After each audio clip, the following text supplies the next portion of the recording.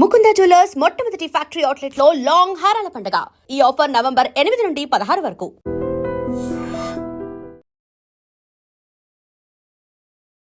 Conversation Nellore అసలు ఏందా బియ్యా యాడుండేది నువ్వు? మన నెల్లూరేనా? ఏ ఊరా? మీ మధ్య సుబ్బు గారి మధ్య ఆ ప్రేమ ఎలా చిగురించింది? నేను ఫస్ట్ మా సుబ్బు గారిని పిలిచింది అన్నా అని పిలిచింది. ఆ కొటక్ మహేంద్ర ఫ్రాంక్ కాలు అవును, ఇండస్ట్రీలో ఒక స్టార్ నటుడు, స్టార్ రైటర్ 70 సార్లు విన్నారంట. అవును. ఎవరైనా తడికిన పర్ణేశారు. ఒకసారి ఏడ్చారంట, నిజమేనా? 3 months బేబీ మా పెద్దమ్మాయి 3 months బేబీ చేతిలో ఉన్న ఎవరు లోపలికి ఎవరికి రానివ్వలేదు. అండ్ సినిమాల విషయానికి వస్తే ఒక స్టార్ హీరోని ట్రైన్ పిలిచి మళ్ళీ సారీ చెప్పారట.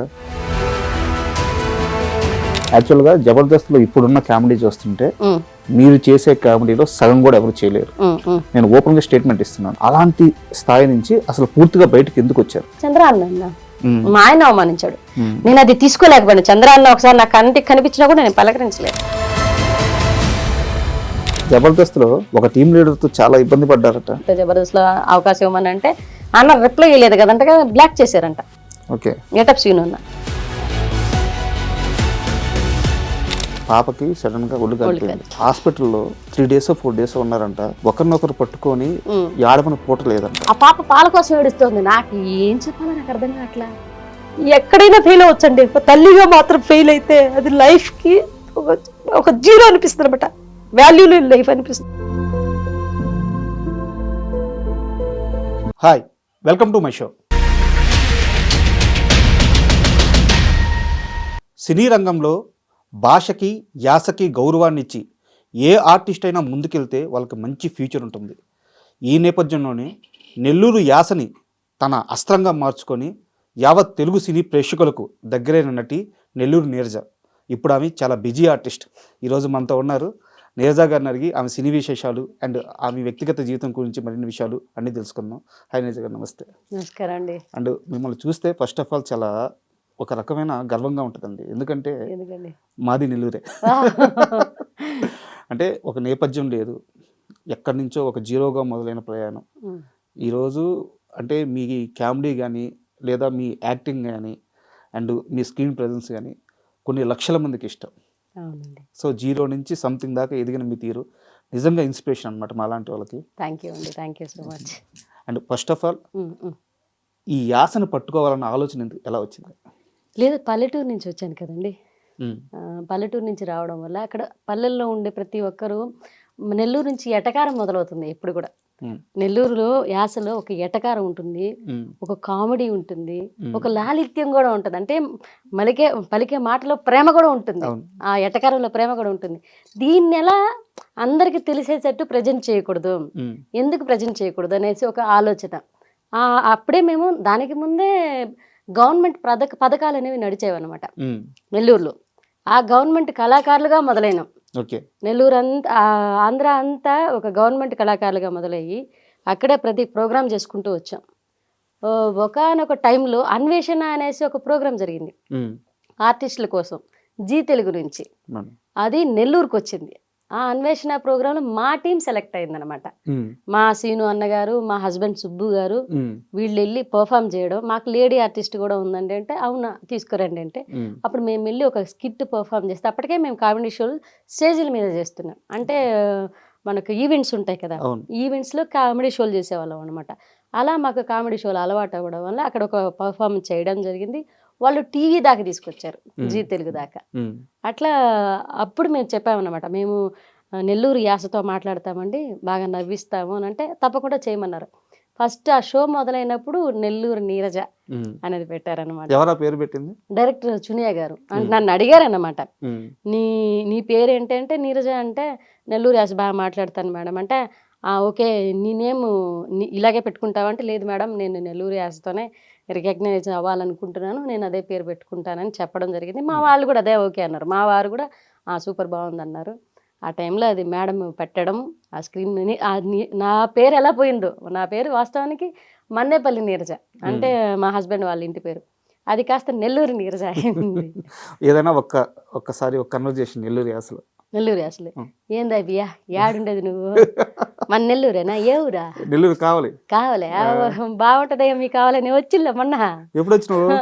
మొన్న అంతేరా మన తుఫాన్ వచ్చింది కదా అప్పుడు వచ్చిన అవునా?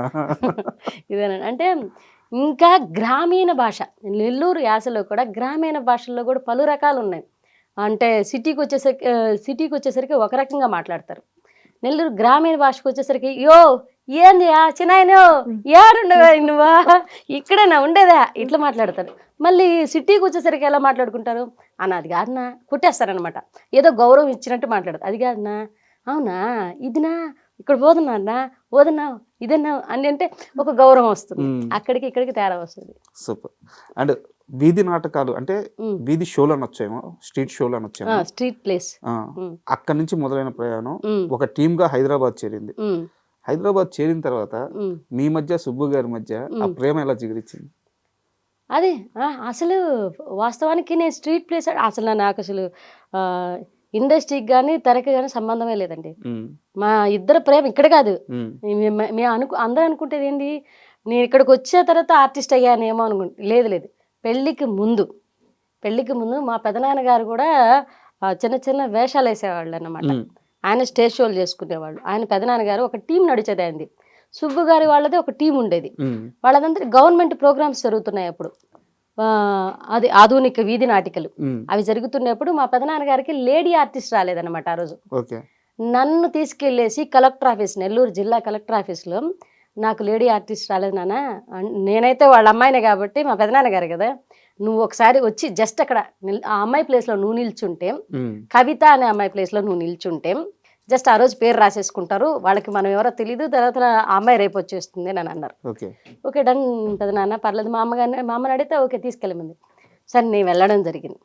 అప్పుడు ఫస్ట్ టైం మా ఆయన్ని చూడ్డాను నేను అక్కడ నెల్లూరు జిల్లా కలెక్టర్ ఆఫీస్లో చూసాను. ఆయన ఇంకో నాటకం వాళ్ళు వేరే నాటకం వేయడానికి వచ్చారు. అందరూ వచ్చేసి అప్పుడు ఏదో పార్టీ నడుస్తోందండి, పార్టీ మీటింగ్ నడుస్తోంది. వాళ్ళ తరపున ఎన్ఎస్సి బిల్డింగ్కి తీసుకొచ్చారు హైదరాబాద్లో తీసుకొచ్చి మాకు ఒక సెక్షన్ అనేది ఇచ్చారన్నమాట. కళాకారులకి రేపటి నుంచి ఈ పథకాలు చెప్పాలి, ఇది చేయాలని చెప్పేసి ఇలా జరుగుతాయి. మమ్మల్ని అందరినీ ఒక 3 రోజులు ఇక్కడ తీసుకొచ్చారు హైదరాబాద్కి. మా పెదనాన్న కాబట్టి మా అమ్మ పంపించారు. ఇక్కడికి వచ్చిన తర్వాత మా వారు అక్కడ చూడడం మీది ఏ ఊరు ఎక్కడ ఉంటావు, అప్పుడు నాకు కరెక్ట్ 18 సంవత్సరాలండి. 18 సంవత్సరాలు. మీదే ఊరు ఎక్కడ ఉంటావు అని అడిగితే నేను ఫస్ట్ మా సుబ్బు గారిని పిలిచింది అన్న అని పిలిచింది. అన్న మాది పలానా తాళ్ళపూడి దగ్గర, మీరు ఎక్కడన్నా అంటే మా ఆయన ఇట్లా చూస్తున్నాను, అన్న ప్రపంచంలో ప్రతి ఓడికి అన్న అని అంటున్నాడు. నాకు అర్థం కాల, ఆయన సెన్స్ అనేది నాకు అర్థం కాల. మా పెదనాన్నకి చెప్పామంట, అన్న నాతో మాట్లాడుతున్నారు పెదనాన్న అంటే, మాట్లాడమ్మా తప్పే ఉంది, ఎవరైనా మాట్లాడతారు కదా ఆడపిల్లలు, నాకు మాట్లాడే తప్పే ఉంది. సరే మాట్లాడదాం అంటే నేను 2-3 టైమ్స్ అన్న అన్న అన్న అంటే ఊరికి అన్న సాగు కొడుతున్నావు అని అన్నాడు.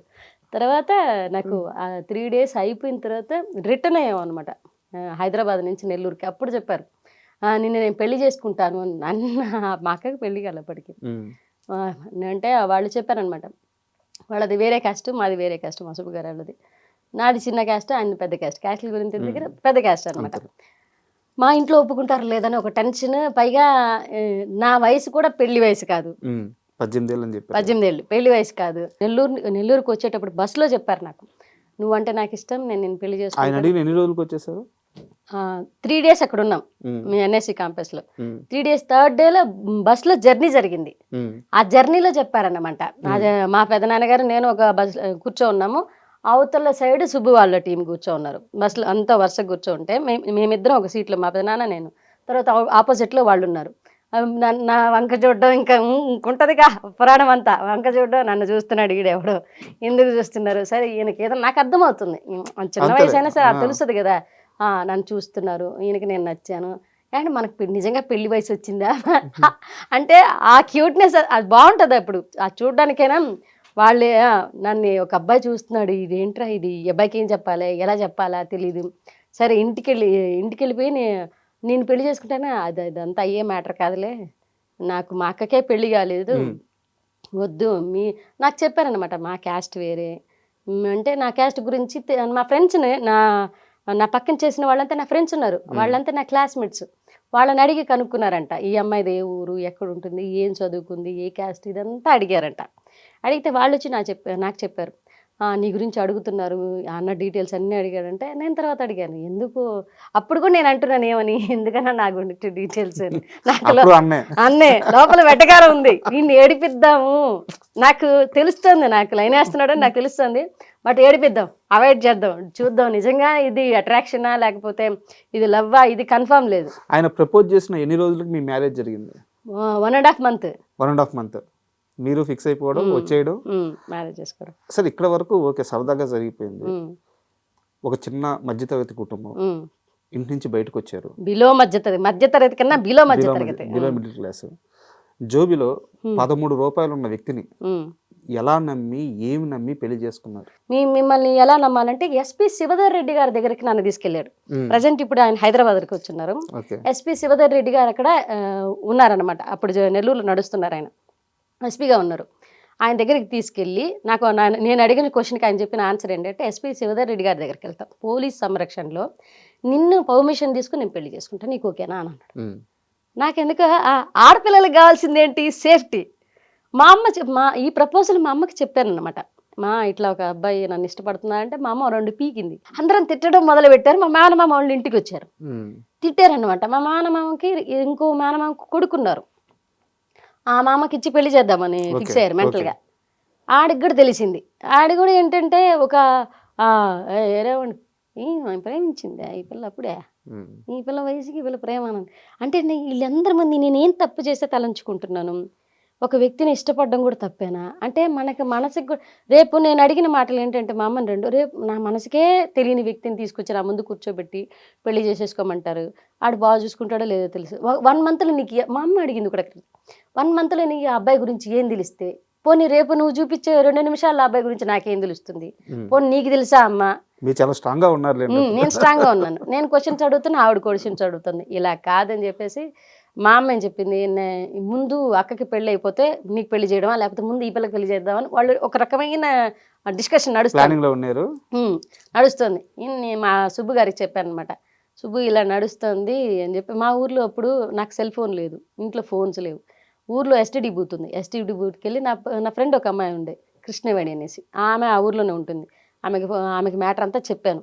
ఆమె దగ్గర డబ్బులు తీసుకొని ఎస్టీడీ బూత్కి వెళ్ళి ఫోన్ చేసి మా సుబ్బు గారు ఒక ఫోన్ నెంబర్ ఇచ్చారు. ఆ నెంబర్కి చేస్తే వాళ్ళ ఇంటికి ల్యాండ్ లైన్కి పోతున్నది. ఆ ల్యాండ్ లైన్కి ఫోన్ చేసి స్వప్న అని చెప్పాను అనమాట నా పేరు.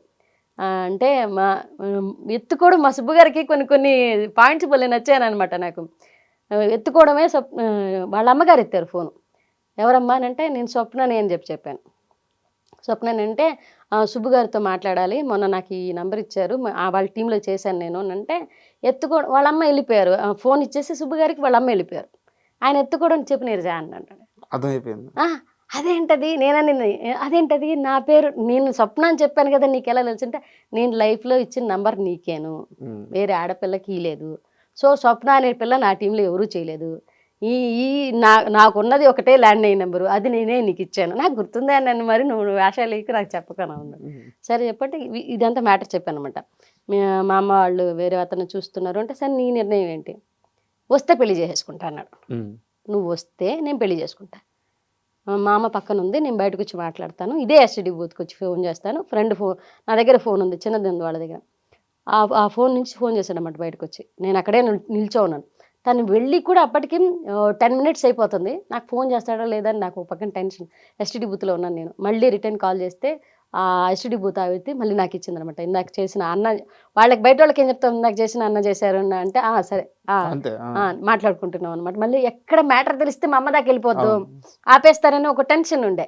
సరే ఫోన్ చేసి మాట్లాడితే, సరే అమ్మా నువ్వు బయలుదేరి వచ్చేసి నేను ఎస్పీ గారి దగ్గర తీసుకెళ్ళి నీకు సెక్యూర్గా ఉండేదానికోసం, నువ్వు నన్ను నమ్మేదానికోసం, సరే మీ అమ్మ అడిగిన క్వశ్చన్స్ అన్నీ కరెక్టే, ఆవిడ అడగడంలో తప్పే లేదు, నువ్వు రా, నేను పెళ్లి చేసుకుంటా. సరే తీసుకెళ్ళాడు. ఈ స్ట్రగుల్ పీరియడ్లో నాకు నమ్మకం కలిగింది అనమాట. ఇప్పుడు ఎన్ని సంవత్సరాలు అవుతుంది పెళ్ళి? 15 సంవత్సరాల పైన అయిపోయిందండి. ఇప్పుడు ఎలా ఉన్నారు మీ సుబ్బు? బాగున్నారు. మీ సుబ్బులాగే ఉన్నారా? ఏం చేంజెస్ రాలేదా? వచ్చాయి, కానీ వెంటనే అంటే తన చేంజెస్ ఎలా ఉంటాయని, షార్ట్ టెంపర్. ఈ ఆర్థిక ఇబ్బందులు ఇవన్నీ చూసుకుంటూ ఈ బాధ్యతల వల్ల, ఇద్దరు ఆడపిల్లల వల్ల అప్పుడప్పుడు కోపడతారు, గొడవలు జరుగుతాయి. ఆయన ఎంత గొడవలు జరిగినా నా సర్వెంటింగ్ తిరుగుతూ ఉంటాడనమాట. నన్ను వదిలిపెట్టిపోడు, నా సర్వెంటింగ్ తిరుగుతూ ఉంటాడు. మళ్ళీ 2 రోజులు మాట్లాడుకుంటుంటే ఏంటే నువ్వు ఏదో గొడవలో ఏదో అన్నాను వదిలేసి అంటే నాకు అర్థమవుతుంటుంది. సో మనకున్న స్ట్రగుల్స్ వల్ల, ఆర్థిక ఇబ్బందుల వల్ల వచ్చే గొడవలు, ఆర్థిక ఇబ్బందుల్లో వచ్చిన గొడవలు కానీ మా ఇద్దరి మధ్యన వచ్చిన గొడవలు లేవన్నమాట. ఈ ఆర్థిక ఇబ్బందుల వల్ల వచ్చిన గొడవలు, అప్పులు ఎందుకు నేను చెప్పినప్పుడు విన్నావా నాన్న, నువ్వు తీసుకుంటావు వాళ్ళ దగ్గర, ఎందుకు అంతంత వడ్డీలంటే తీసుకుంటావు, నా మాట విన్నావా, అది ఇది పడ్డాం, బాగానే పడ్డాయి. కానీ మళ్ళీ కంబ్యాక్ వస్తానమాట. లైఫ్ అంతా సెట్ అయిన తర్వాత ఎప్పుడైతే మీరు ఇక్కడ జీ తెలుగుకి ఎంట్రీ ఇచ్చారో, కామెడీ క్లబ్ యాక్చువల్గా జబర్దస్త్ కంటే ముందు స్టార్ట్ అయిన షో అది. అవును అవును, చాలా సక్సెస్ కూడా అయింది. అవును. బట్ ఎందుకు ఆగిపోవాల్సి వచ్చింది? అంటే వాళ్ళు 16 ఎపిసోడ్స్ చేశారండి. 16 ఎపిసోడ్స్ 18 ఎపిసోడ్స్ చేశారు. లైవ్లో మ్యూజిక్, అక్కడ ఉన్న ఎడిటింగ్ కూడా లైవ్లోనే. అంటే మనం ఇక్కడ ఎపిసోడ్స్ చేసేసిన తర్వాత ఎడిటింగ్ తీసుకెళ్ళి దాన్ని టెలికాస్ట్ ఇదంతా లేదు. ఆవిడ చునియా గారు అనేసి బాస్ సినిమా డైరెక్టర్ అనమాట ఆవిడ. మాకు ఆ షో చేసిన ఆవిడ లైవ్లో ఎడిటింగ్ పెట్టించారు. పెద్ద పెద్ద ఇప్పుడు సీరియల్ ఫామ్ అవుతున్న వాళ్ళని చేత, తర్వాత సినిమాల్లో బాగా ఎక్కువ ఫామ్ అయిన వాళ్ళని తీసుకొచ్చి పోటీగా పెట్టి, మా నెల్లూరు వాళ్ళని పోటీగా పెట్టి చేశారనమాట. కానీ ఆవిడ లేడీ కదా, వాళ్ళ స్ట్రగుల్ ఏంటో మాకైతే అర్థం కానీ 16 ఎపిసోడ్ తర్వాత ఆపేశారు, షోనే ఆపేశారు. ఆవిడ కూడా ఏంటంటే తొక్కేసే వాళ్ళు ఉంటారు, ఈ షో కాకపోతే ఇంకో షో ఎదుగుతా నేను, ఇది కాకపోతే ఇంకోటి ఇస్తా నేను. బాధేసిందా 16 ఎపిసోడ్లు? కానీ ₹1,00,000 ప్రైజ్ మనీ మేము కొట్టామన్నమాట. సినిమా వాళ్ళతోటే, సీరియల్ వాళ్ళతోటే, మేము అసలు ఆర్టిస్టులమే, అక్కడ వెండి తెరకు సంబంధం లేని వాళ్ళతోటే మేము వచ్చి పోటీ చేసి మేము నవ్వించాము. అసలు ఏమీ తెలియదు అప్పుడు. ఈ స్టేజ్ ఫియర్ ఎంత ఉండేదంటే, స్టేజ్ షోలు చేసినా సరే చుట్టూ కెమెరాల మధ్యలో మేము, చుట్టూ కెమెరాలు కాకుండా చుట్టూ మనుషులు మధ్యలో మేము ఉన్నాం ఇంతకాలం. అక్కడ చుట్టూ కెమెరాల మధ్యలో మేము, అంతే కదా. ఏంట్రా బాబు ఎట్టు తిరగదామన్నా కానీ ఏమంటారు, ఏం మాట్లాడాలో, ఎటు వెళ్ళాలో, ఎటు రావాలో, ఈ టెన్షన్ ఉండేదన్నమాట. ఆ సమయంలో మీ చుట్టూ చాలా మంది స్టార్లు ఉన్నా ఒక్క ఈటీవీ ప్రభాకర్ గారు మాత్రం మిమ్మల్ని చాలా ఓన్ చేసుకున్నారంట, మీ టీం చాలా సపోర్ట్ గా నిలిచారంట. ఏంది ఆయనతో అనుభూతి ఏంది? ఆయన ఏం చెప్పారంటే, నేను కింద స్థాయి నుంచి ఎదిగిన వ్యక్తిని. ఎప్పుడు కూడా ఈ స్థాయి నుంచి ఎదిగిన వాళ్ళకి పక్కనోడి కష్టాలు అర్థమవుతాయి. అది ఉన్న పళంగా ఆర్టిస్టులు అవుతారు చూసారు, మధ్య మధ్యలో మనకు తెలియకుండా మన సైడ్కి ఆఫర్ వచ్చేస్తుంది. అలాంటి వాళ్ళకి ఎంత పక్కనోడి బాధలు అర్థంగా.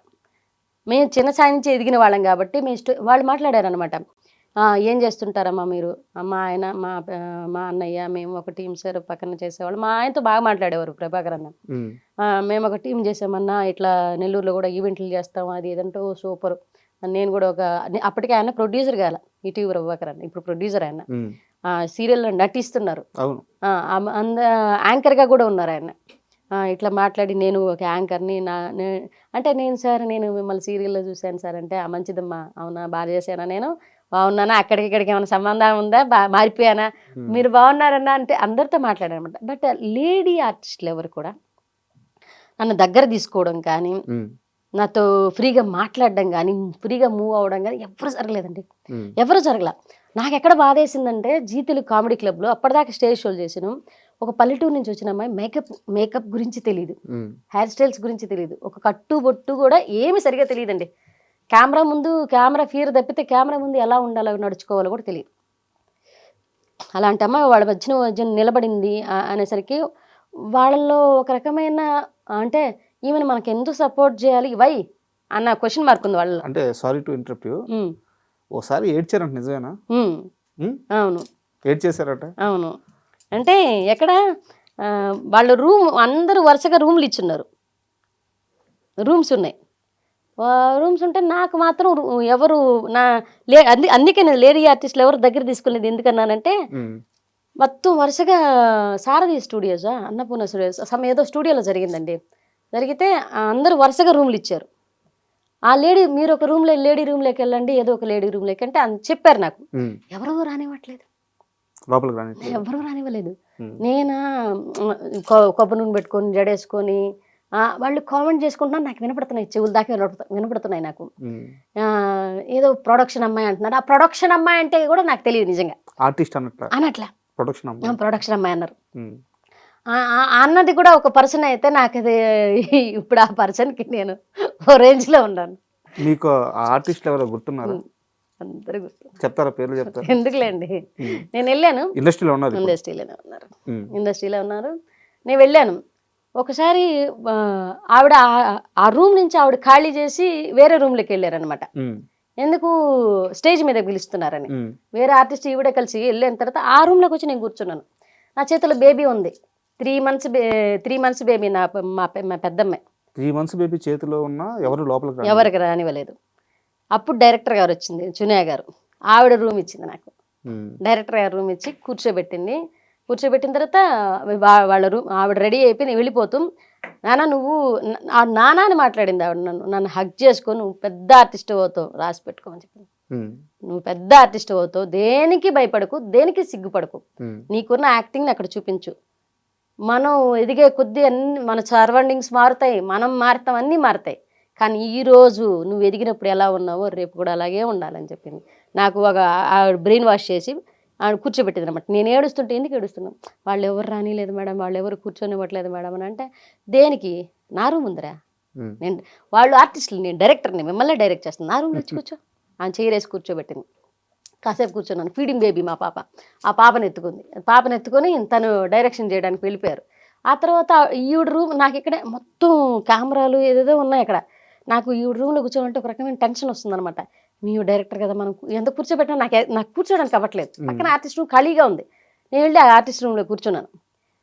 నన్ను చూసి ఆర్టిస్ట్ ఏంటంటే, ఎందుకు ఈ ఒక రూమ్ ఒక రకమైన వాసన వస్తుంది అనింది. మీరున్నారని నాకు అర్థం కాదు, సెన్స్ అర్థం కాలే. నాకు అర్థం కాక, నాకు తెలియదు మేడం అంటే, వాష్రూమ్ యూజ్ చేసేవారా మీరు అని. లేదు మేడం, ఇప్పుడే వచ్చాను డైరెక్టర్ గారు రూమ్లో. డైరెక్టర్ గారు రూమ్లోకి ఎందుకు వెళ్ళేవో అని.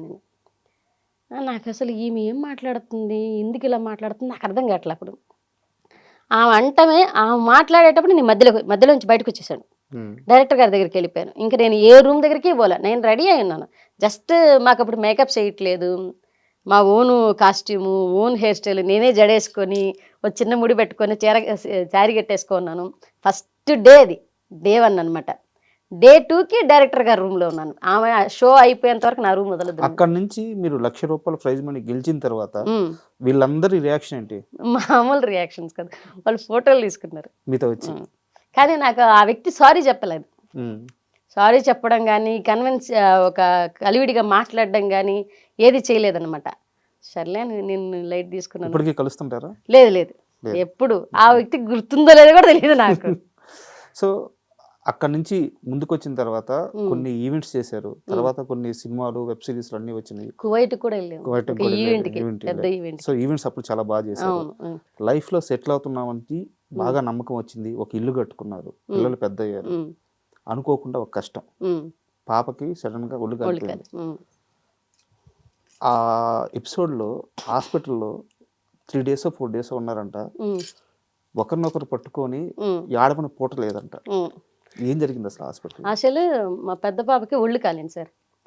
ఆ ఒళ్ళు కాలినప్పుడు ఏంటంటే, ఎంత ఏజ్ అప్పుడు? LKG student. చిన్న పాప, అవును ఎల్కేజీ స్టూడెంట్. చిన్న పాపకి 2 years చిన్న పాప. పెద్ద పాప ఎల్కేజీ స్టూడెంట్. ఆమెకి ఒక 42% బండి అంటే మొత్తం ఒక కోడి చర్మం కదా ఊడిపోయింది. వేడి నీళ్ళు పడితే ఒక కోడికి వితిన్ సెకండ్ల చర్మం ఎలా ఊడిపోతుందో అలా ఊడిపోయింది. మొత్తం ఊడిపోయి ఆ బేబీ ఇలా చూసుకోగానే అమ్మాయి కోమాలోకి వెళ్ళిపోయింది. పక్కన వాళ్ళు ఏంటి చచ్చిపోయిందని చెప్తున్నారు. అది ఇంట్లో హాట్ వాటర్ పెట్టాం. ఏమన్నా గీజర్ ఉంటుంది కదా, ఈ 400 rupees గీజర్స్ ఉంటాయి, బకెట్లో పెడతాం. అది పెట్టేసి స్పాట్ డెడ్ అయి ఉండాల్సింది. కానీ భగవంతుడి ఏంటంటే స్పాట్ డెడ్ అవ్వాల. అది హీటర్ పెట్టేసి నేను స్విచ్ ఆన్ చేస్తున్నాను. మా సుబ్బు గారు బయట ఉన్నారు. చిన్న పిల్లలు, ఒక పాప ఫీడింగ్ పాప, ఈ పాప అప్పుడే ఎల్కేజీకి వెళ్తుంది. ఈ అమ్మాయిని రోజు స్నానానికి బతిమలాడితే కానీ స్నానానికి రాదు ఈ పాప. అలాంటిది ఆ రోజు నేను పిలవక తలకే బాత్రూంలోకి వెళ్ళింది. అది ముట్టుకోగానే షాక్ వచ్చింది. ఈమెం చేసి ఆ షాక్ వచ్చిన వెంటనే కింద పడిపోయింది. ఆ కింద పడ్డంతో కాలు తన్నింది అనమాట బకెట్ని. ఆ నీళ్ళు వచ్చి మీద పడిపోయినాయి. ఇంకా ఎక్కువైంది అది. కానీ ఆ హీటర్ పక్కన పడిపోయింది. ఈ వాటర్ వచ్చి మీద పడిపోయినాయి. విత్ ఇన్ సెకండ్లో నేను పోయి ఆపడం జరిగింది. పాపను ఎత్తుకుని వెళ్ళి ఈ హాట్ బాగా కాగిన నీళ్ళ వల్ల మొత్తం ఊడిపోయింది చర్మం, స్కిన్ అంతా ఊడిపోయింది. స్కిన్ ఊడిపోయింది. ఆ పాప ఇలా చూసుకునేసరికి నాకు షాక్ కాదు. ఎట్లా అరిచానంటే నేను, మా వారు బయట ఉన్నారు, పరిగెత్తుకుంటూ వచ్చారు, మా మామగారు అందరూ ఉన్నారు. తీసుకొని ఆ పాపని నెల్లూరు టైం చూస్తే ఏమో 7:30, 8:30 ఆ టైంకి డాక్టర్ రవి గారు డ్రింక్ చేస్తున్నారు. నెల్లూరు చిన్నపిల్లల హాస్పిటల్ డ్రింక్ చేస్తున్నారు ఆయన. పాప ఏమంటే ఆయన డ్రింక్ చేసి స్మెల్ వస్తుంది బాగా. మేము వెళ్ళి పాపను తీసుకెళ్ళి చూపించిన తర్వాత ఆయన ఏమంటున్నారు, పాప చచ్చిపోయింది తీసుకెళ్ళండి అన్నాడు. పాపకు శ్వాస ఆడుతుంది, పాప బతికుంది మాకు తెలుస్తోంది, చేయి పట్టుకొని ఉంది నాది, కానీ మాట్లాడట్లా, భయపడిపోయింది. కానీ అక్కడున్న మిగతా డాక్టర్స్ ఏం చెప్పారంటే విత్ ఇన్ సెకండ్స్లో మెడ్రాస్ తీసుకెళ్ళిపోండి, విత్ ఇన్ సెకండ్స్లో మెడ్రాస్ తీసుకెళ్ళి బతికే ఛాన్స్ ఉంది అని చెప్పంగానే అక్కడి నుంచి ఆయన చెయ్యాలనుకుంటున్నా కానీ తాగి ఉండడం వల్ల చేయలేకపోతున్నారు. అంటే అప్పటికి ఆయన ఓపీ చూస్తున్నారా? ఊపి చూస్తున్నారు ఆయన, డ్యూటీలోనే ఉన్నారు. ఆయనకి అది వెళ్ళిపోయే టైం అంట. ఆయన వెళ్ళిపోయే టైంలో మేము వెళ్ళాం ఎమర్జెన్సీ. కానీ ఆయన ఏంటంటే బాబా చనిపోయింది తెలుస్తుంది కదా ఇట్లా అంటున్నారు. పక్కన వాళ్ళు మేనేజ్ చేస్తూ ఆయన తీసుకెళ్ళిపోయారు పక్కకి. ఆయన తీసుకెళ్ళిపోయిన తర్వాత ఇంకొక డాక్టర్ వచ్చి మాట్లాడి పాప బతికే ఛాన్సెస్ ఉంది, కానీ మీరు డబ్బులు పెట్టుకెళ్ళితే కంచికామహోటి హాస్పిటల్స్ ఉన్నాయి అవును మెడ్రాస్లో, అక్కడికి తీసుకెళ్ళమని చెప్పారు. మా దగ్గర డబ్బులు లేవు ఆ టైంలో, అప్పుడే ఇల్లు కట్టున్నాము, పూర్తయిపోయింది, చిల్లి కావలేదు డబ్బులు. ఏంట్రా బాబు ఈ పరిస్థితులు ఇలా ఉన్నాయని చెప్తే ఫ్రెండ్కి సేనన్న అయితే మాకు ఆ టైంలో డబ్బు సహాయం చాలా చేశాను. వడ్డీ లేదంతా పక్కన పెడితే డబ్బు సహాయం చేశారనమాట. సేనన్నకి ఫోన్ చేసి అన్న మా పాప ఇట్లా చావు బతుకుల్లో ఉందన్న అంటే ఆయన వచ్చేసారు హాస్పిటల్ దగ్గరికి. వచ్చి 2 లక్షలు చేతిలో పెట్టేసి తీసుకెళ్ళమని చెప్పారు. మాకైతే మేము ఎదిగేటప్పటి నుంచి, మేము ప్రేమించుకున్నప్పటి నుంచి మాకు సపోర్ట్గా నిలబడింది, ఈ రోజుకి సపోర్ట్గా ఉన్నది మా సేనన్న, నెల్లూరు సేనన్న. వెళ్ళిపోయామన్నమాట. పాపను తీసుకెళ్ళిపోతే వాళ్ళు కాంచికామహోటి హాస్పిటల్లో 2 లక్షలు కట్టించుకొని లోపల పిలిచిన తర్వాత పాప తను చూసుకొని భయపడి కోమాలోకి వెళ్ళి చనిపోలే, కోమాలోకి వెళ్ళింది. పాప బయట రావడానికి ఈ ట్రీట్మెంట్ అంతా అయ్యేసరికి 22 రోజులు పడుతుంది. 22 రోజులు ఉండే హాస్పిటల్, 22 రోజులు ఐసీయూలోనే ఉన్నాం. ఐసీకి ఫర్ డే 8,000 అప్పట్లో 8,000 ఓన్లీ దాని రెంట్ మాత్రమే, ఓన్లీ రెంట్ మాత్రం 8,000. ట్రీట్మెంట్ మళ్ళీ చిన్నపిల్లల డాక్టర్ వస్తారు, ఎందుకంటే ఈమె కోమలు వెళ్ళిపోయింది. మళ్ళీ మాతంగి మేడం అనమాట, ఆమెకి ట్రీట్మెంట్ చేసిన ఆమె, ఈ కాలిన దానికి ఆమె ట్రీట్మెంట్కి వేరే, ఈయన ట్రీట్మెంట్కి వేరే. మొత్తం ఈ 22 రోజులకి 8 లక్షలకి పైన అయింది మాకు. మా అమ్మ మా అత్తగారు ఒక పాపని కూడా చూసుకోలేని అంత అసమర్థురాల నువ్వు అన్నట్టుగా బిహేవ్ చేసి తిడుతున్నారనమాట.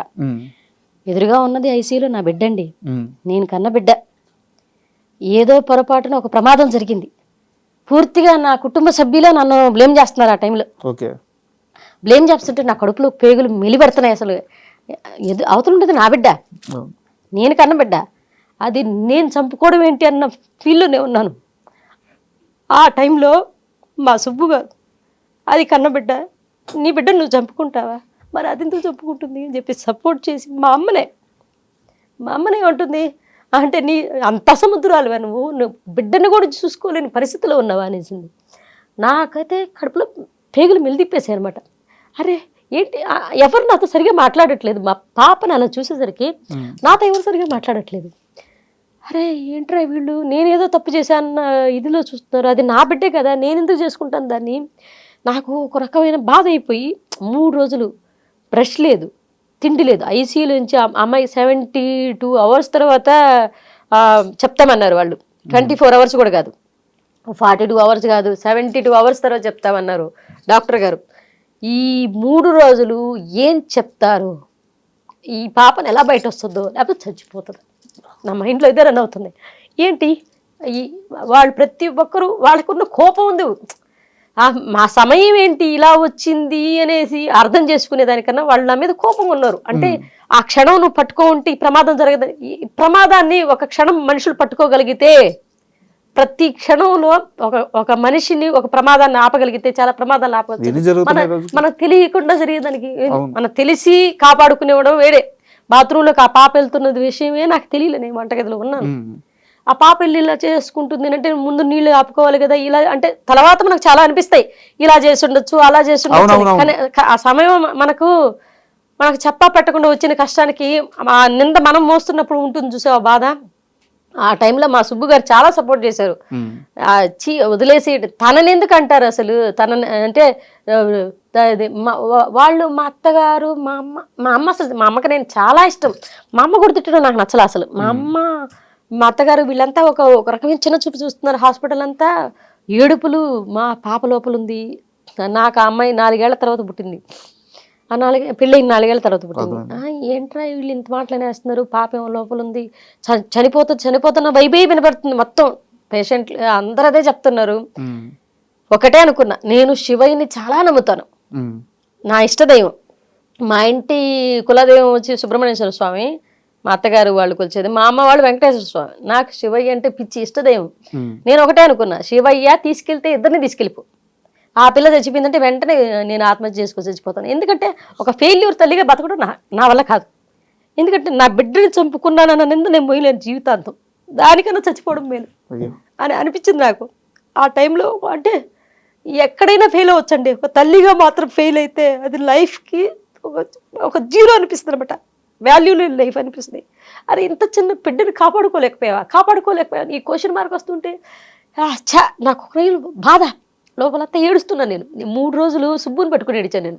లేదు, నాకు ఎదురుగా శివాలయం ఉంది, హాస్పిటల్ ఎదురుగా శివాలయం ఉంది, ఓ తల్లి ఎదురుగా బిడ్డ చచ్చిపోతుందన్న వేదన నేను పడ్డాను చూడు. అబ్బా, చిన్న పాప, అదే నేను కన్నబిడ్డ నా కళ్ళ ముందు చావు బతుకుల్లో ఉందనేది తీసుకోలేకపోయాను. ఆ తర్వాత వాళ్ళు దానికి నన్ను బ్లేమ్ చేస్తుంటే ఇంకా తీసుకోలేకపోయాను అనమాట. సుబ్బు చాలా సపోర్ట్ చేశాడు. సుబ్బు మనస్తత్వం ఎలా అంటే కొన్ని విషయాలు తను చూసి నేను చాలా నేర్చుకున్నాను. తను ఆడపిల్ల పుడితే అదేంటారు హాస్పిటల్ మొత్తం స్వీట్స్ పంచాడు. తను పాప పుట్టిందని అందరూ పాప అని చెప్పగానే తిన ఫస్ట్ పాపకి సెకండ్ పాప కూడా అలాగే చేశారు. డాక్టర్ విజయలక్ష్మి హాస్పిటల్లో స్వీట్స్ పంచాడు అనమాట. తను చాలా పాజిటివ్గా ఉంటాడు మైండ్ సెట్. తను నాకు చెప్పింది ఏంటి, నాన్న పాప విషయంలో నీ తప్పు లేదు, భగవంతుడు ఏదో మనకు తెలియకుండా చాలా పెద్ద బాధ ఇచ్చాడు, దాన్ని బయట ఎట్ట రావాలని మనం ఆలోచించుకోవాలి. కానీ ఈ టైంలో నువ్వు పిరికిదానిలా ప్రవర్తించడం ఏంటి, పిరికిదానిలా మాట్లాడడం ఏంటి, వదిలే అని చెప్పేసి నాకు చెప్తున్నా. కానీ వీళ్ళు పక్కన చేరి ఇవన్నీ అంటుంటే నేను తీసుకురాపోతున్నాను. నా మొహాన్ని అనేస్తున్నారు అనమాట. ఆ పాప లోపల ఉన్నదాన్ని వాళ్ళ ప్రేమ, అది వాళ్ళ కోపం, బట్ అది హద్దు దాటి తన అనకూడదు అనేది దానికి సెన్స్ రావట్లా, తల్లిగా తీసుకోలేకపోతున్నారు. నేను తప్పు చేయకపోయినా నిందభరిస్తున్నానే అన్న బాధ. ఈ బిడ్డ బయటికి రావాలి, ఈ బిడ్డ బయటకు రాకపోతే నేను గట్టిగా నిర్ణయం తీసుకున్నమాట, ఈ పిల్ల కానీ పాప కానీ ఏదన్నా అయిపోతే ఇద్దరు శవం చూస్తారు. వీళ్ళు మెంటల్గా ఫిక్స్ అయిపోయాను. పాప కానీ చనిపోయింది ఏదన్నా అయిందంటే నేను ఉండను, నేను మెంటల్గా ఫిక్స్ అయిపోయాను, నేను ఉండను. ట్రీట్మెంట్ తర్వాత ఎలా బయటపడ్డారు? 22 రోజులు ఈ 7 రోజులు మాత్రం పాపకి కోలుకుందండి. కోమాల నుంచి బయటకు వచ్చింది. పిల్లల డాక్టర్ని తీసుకొచ్చారు. ఆ పిల్లల డాక్టర్ ఫర్ డే ఆయనకి ఎంతో 50,000 ఎంతో అవుతుందన్నారు. ఆయన 3 days ఏమో ట్రీట్మెంట్ చేశారు. అంటే నడవడం కూడా మర్చిపోయే రేజ్కి వెళ్ళిపోయిందంట అమ్మాయికి. అమ్మాయి ఒకసారిగా అమ్మాయిని నడిపించి తీసుకెళ్ళి మాట్లాడించి ఒక ఐసీ రూమ్ని కూడా ఒక చిన్న పిల్లల గదిలాగా మార్చేస్తారు. ఎక్కడ పడితే అక్కడ బెలూన్స్ కట్టి మాట్లాడిస్తూ నన్ను 24 ఆయన ట్రీట్మెంట్ చేసేటప్పుడు మాత్రం చిన్నపిల్లల డాక్టర్ నన్ను బయట ఉంచేవాళ్ళు ఒక అరగంట. ఆయన బేబీతో మాట్లాడుతూ ఉండేవాళ్ళు, స్పర్శిస్తూ ఉండేవాళ్ళు, చెప్తూ ఉండేవాళ్ళు. ఆ తర్వాత మళ్ళీ ఆయన బయట వెళ్ళిన తర్వాత నన్ను పిలిచి అమ్మ నువ్వేం మాట్లాడకుండా ఇన్ని మాట్లాడు. 5వ రోజు కళ్ళు తెరిచి మమ్మీ డాడీ ఇలా అందరినీ గుర్తుపెట్టి నానమ్మ అందరినీ మాట్లాడమన్నారనమాట. ఆయన ఫర్ డే 50,000 దాకా తీసుకున్నారు. కానీ బాగా చేశారు డాక్టర్. ఒక 1 hour వచ్చిపోతారు ఆయన వెళ్ళి. ఆయన తర్వాత మాతంగి మేడం అనేసి ఆవిడ కాలిన దానికి ట్రీట్మెంట్ చేశారనమాట. ఇదంతా అయ్యేసరికి నాకు 8.5 లక్ష దాకా అయిపోయింది. 22 రోజుల్లో 8.5 లక్ష అయిపోయి వచ్చేటప్పుడు మాత్రం పాపని ప్రాణాలతో తీసుకొచ్చాం. చచ్చిపోయిందని నెల్లూరులో చెప్పిన డాక్టర్లు అక్కడికి వెళ్ళి వాళ్ళు పిచ్చిదైపోతుందని, కోమాలోకి వెళ్ళిపోయిందని, కోమాల నుంచి బయటకు వచ్చేటప్పుడు పిచ్చిదైపోయి వస్తుందని డాక్టర్లు చెప్పడం అట్లా ఇదంతా చెప్పారు. ఆ పాప ఈ రోజు చాలా బాగా చదువుకుంటోంది, చాలా బాగా స్కిన్ అంటే చిన్నపిల్లలకి ఎక్కడైతే త్వరగా బర్న్ అవుతుందో చిన్నపిల్లల స్కిన్, మనకైనా సరే బర్న్ అయితే ఒక వయసు వచ్చేంత వరకు మచ్చలు ఉండవంటండి, మచ్చలు పోతాయి, ఆ స్కిన్ గ్రోత్ అవుతూ ఉంటుంది. ఆ వయసులో తొందరగా గ్రోత్ అవుతుందంట, అది త్వరగా వచ్చే వయసు కాబట్టి ఏం పర్లేదని చెప్పారు నాకు. ఇప్పుడు వాళ్ళు ట్రీట్మెంట్ చేశారు. ఒక 3 సంవత్సరాలు మెడిసిన్స్ ఇస్తూ వచ్చేవాళ్ళు.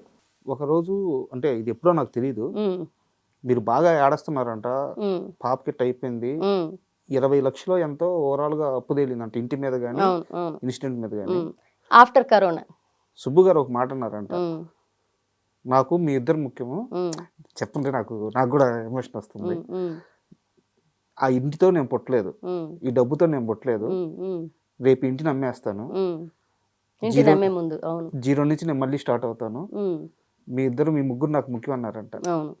ఎట్లా అంటే ఆ, ఈ స్ట్రగుల్ పీరియడ్లో ఇల్లు అమ్మేసిన పరిస్థితులు దాటుకుని బయటకు వచ్చాం. అప్పటికే క్యాటరింగ్లో అతను సప్లయర్గా మొదలైన వ్యక్తి, క్యాటరింగ్లో సప్లయర్గా మొదలైన వ్యక్తి వంట మాస్టర్గా స్టార్ట్ అయ్యాడు.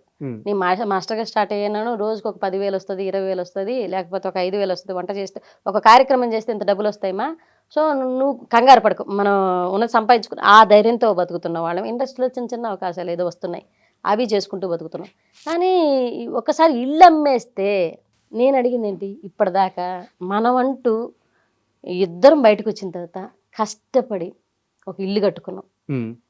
అది నీ జ్ఞాపకార్థం, మన ఇద్దరి జ్ఞాపకార్థం. ఈ టైంలో ఇది అమ్మేస్తే తర్వాత ఇద్దరు ఆడపిల్లకాయలు పుట్టారు. మనం ఏంటి ఇప్పుడు మా పేరెంట్స్ వీళ్ళందరి ముందు విలువ వచ్చిందా, ఇల్లు కట్టిన తర్వాత కొంచెం విలువ ఇచ్చారు అన్నమాట. అది కూడా లేకుండా పోగొట్టుకుంటే ఈ పాపని తీసుకెళ్ళి ఈ రెంట్ హౌస్లో ఎక్కడ మన వల్ల అవుతుందా, పర్లేదు కంటిన్యూ చేద్దామా. నేను బతుకున్నా, నేను సంపాదించి కట్టిన ఇల్లు, దాని మీద నమ్మకం ఉందా, నా మీద నమ్మకం ఉందా? నీ మీదే. మరి నేను బతుకున్నా కదరా, నేను బతుకున్నా, మీ ముగ్గురిని సాగడానికి నేనున్నా, నేను చచ్చిపోయిన రోజు నువ్వు ఏడవాలన్నారు.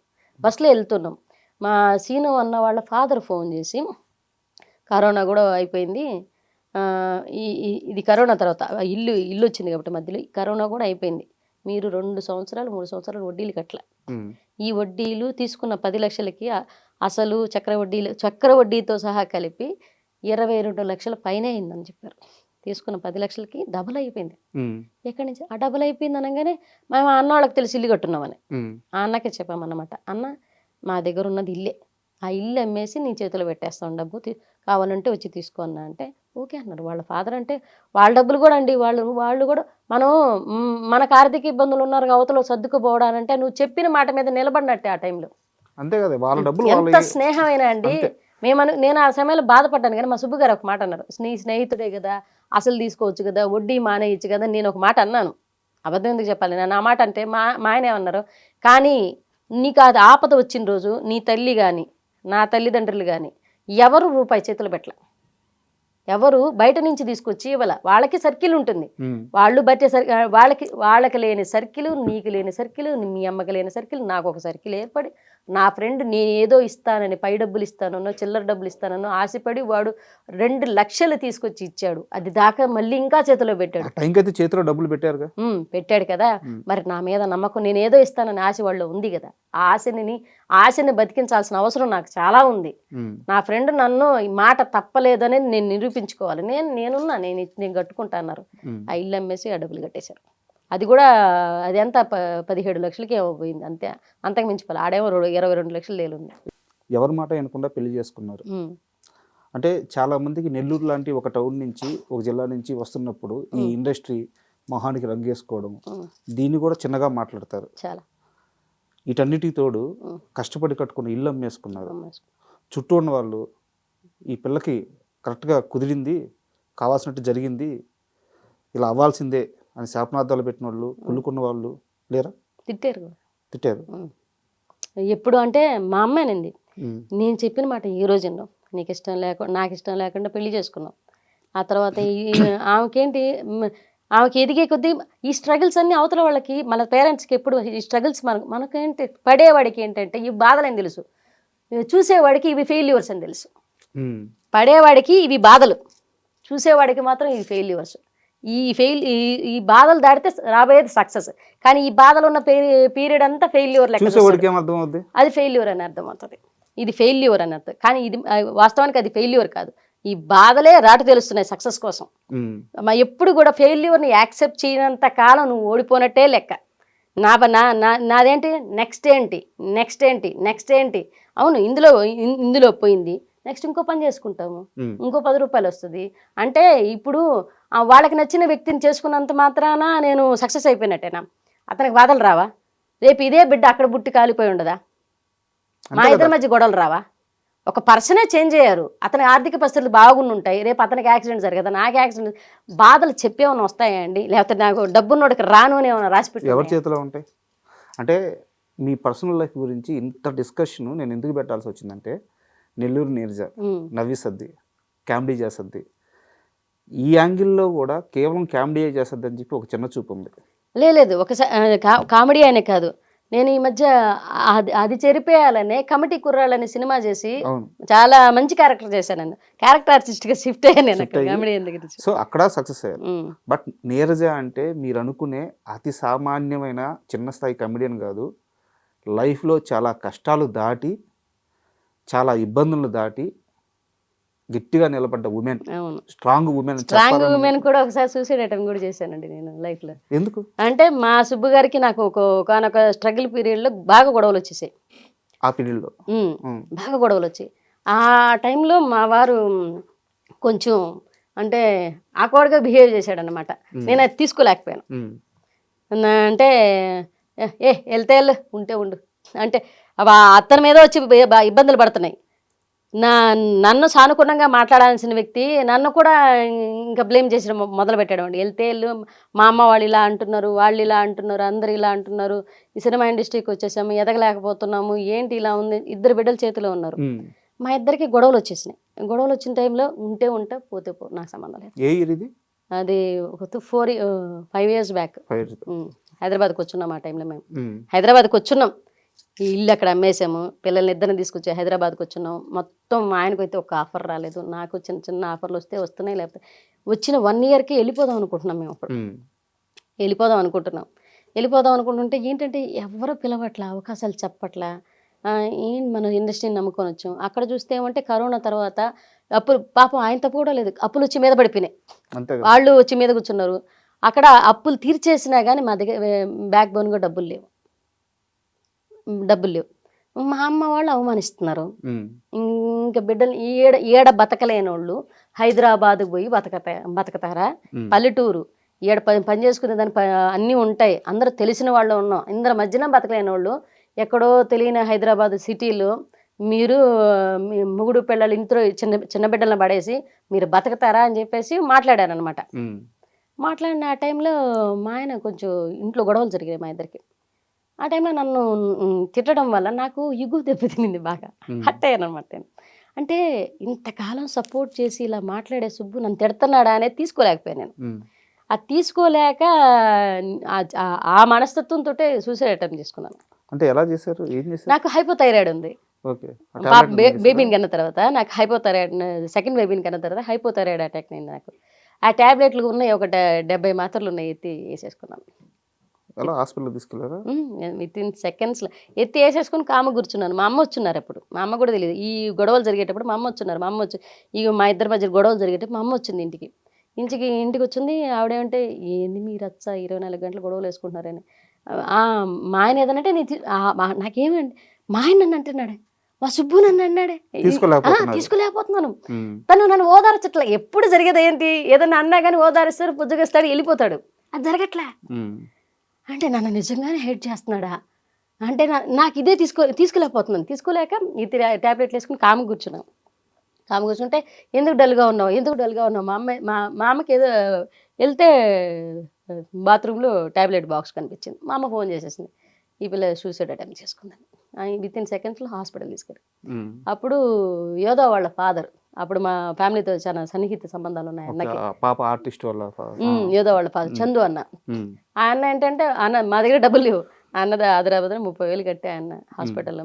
ధనరాజ్ అన్న, యోధా వాళ్ళ ఫాదర్, వీళ్ళంతా ఒక 2-3కే తెలుసు, ఇప్పుడు ప్రపంచం మొత్తం తెలుస్తుందేమో. ఆ 2-3 హాస్పిటల్ తీసుకెళ్ళి మా ఆయన మేము ఒక 30,000 కట్టి హాస్పిటల్ అడ్మిట్ చేసి మొత్తం ఆ ట్యాబ్లెట్లన్నీ కక్కించి, అది హార్మోన్ ట్యాబ్లెట్స్ కరిగేదానికి ఒక 1/2 hour పడుతుంది బాడీలో. అవి మిగతా ట్యాబ్లెట్ అయితే వెంటనే కరిగిపోతాయంట, ఇవి కరగడానికి సమయం తీసుకుంటుంది. ఒక 1/2 hour తర్వాత మాత్రం మొత్తం కళ్ళల్లోంచి ముక్కులోంచి ఎక్కడ పడితే అక్కడ హార్మోన్ ట్యాబ్లెట్ కాబట్టి మొత్తం పేగులు పేలడం లాంటివి, బ్లడ్ బయటకు రావడం లాంటివి జరుగుతాయంట. అవి జరగక ముందే 10 నిమిషాలే హాస్పిటల్ తీసుకెళ్ళడం, మొత్తం క్లీన్ చేయడం, అదంతా జరిగిందనమాట. అదొక నడిచింది, అదొక సమయం, బ్యాడ్ టైం అది. సో ఈరోజు ఇప్పుడు ఒక సక్సెస్ పాత్రలో ఉన్నారు. ఆ రోజు ఆ డిసిషన్ తీసుకొని రాంగ్ నిర్ణయం ఒక ఆ డిసిషన్ వల్ల ఏమన్నా అయి ఉంటే ఈరోజు సక్సెస్ని చూసేవాళ్ళ. చూసేవాళ్ళం కదా. అంటే ఒక మనం అంటాం చూసా, మనం ఏదన్నా వచ్చినప్పుడు కరెక్ట్. ఎదుర్కోలేకపోవడం, ఆ సున్నితమైన మనస్సుతో ఉండడం వల్ల చావుని బేసేయడం. అంటే నాకు చావు దాకా వెళ్ళిన తర్వాత నాకు ఒకటి అనిపించిందండి, ఎప్పుడు కూడా మనం తీసుకునే నిర్ణయాలు క్షణిక ఆవేశం అనేది ఒకటి ఉంటుంది. ఆ క్షణిక ఆవేశాన్ని దాటలేకపోతే చాలా వాల్యుబుల్ లైఫ్ని కోల్పోతాం. క్షణిక ఆవేశాన్ని దాటలేకపోతే, మనకు వచ్చిన ఆవేశాన్నో కోపాన్నో దాన్ని దిగమింగుకోలేకపోతే చాలా వాల్యుబుల్ లైఫ్ పోతుంది అనమాట.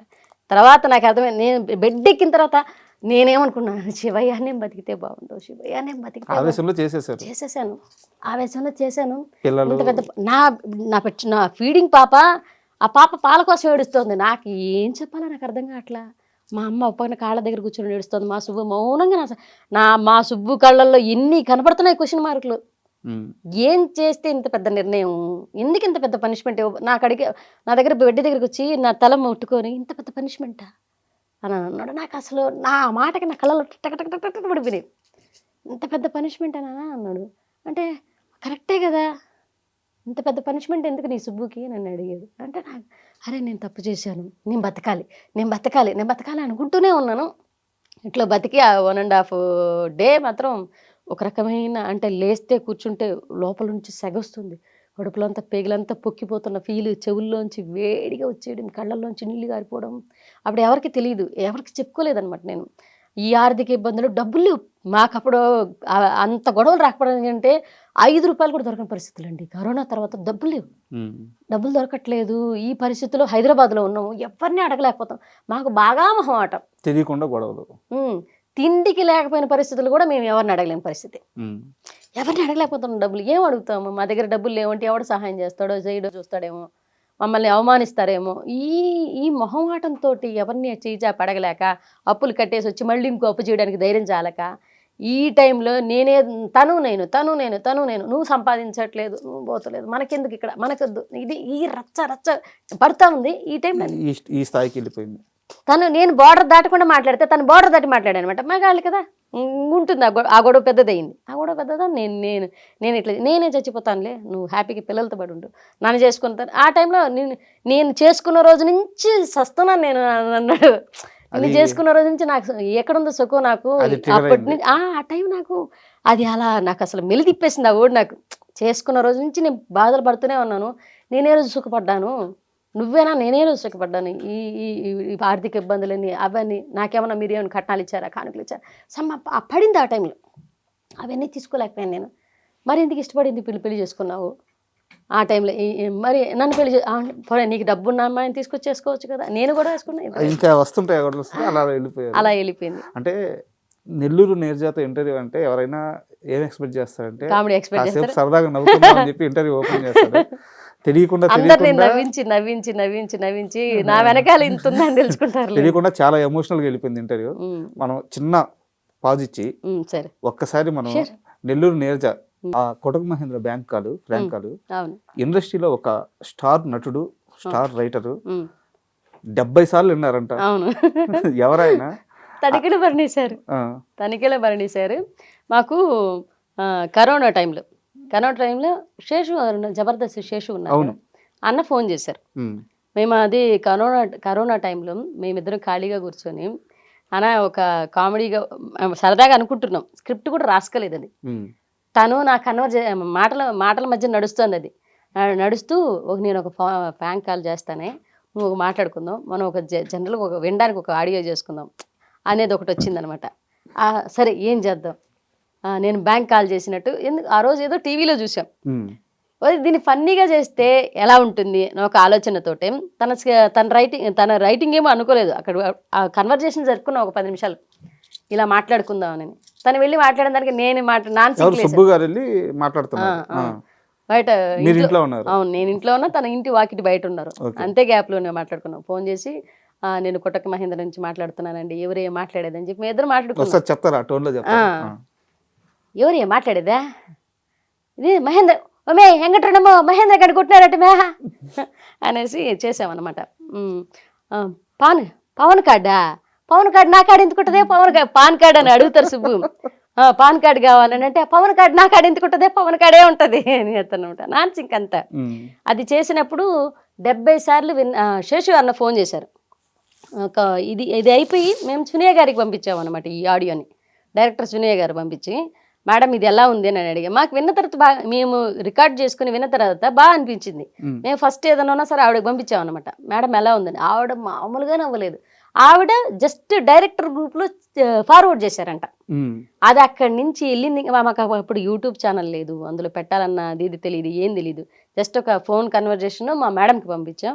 ఆవిడ బయటకు పంపించింది దాన్ని ఇంకా యూట్యూబ్లోకి లాగారు, అక్కడ లాగారు, ఇక్కడ లాగారు, రకరకాలుగా వాడారు దాన్ని.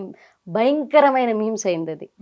అది ఒక 1 ఇయర్ తర్వాత కరోనా అయిపోయింది, ఇంకా లాక్డౌన్స్ అంతా ఎత్తేసారు.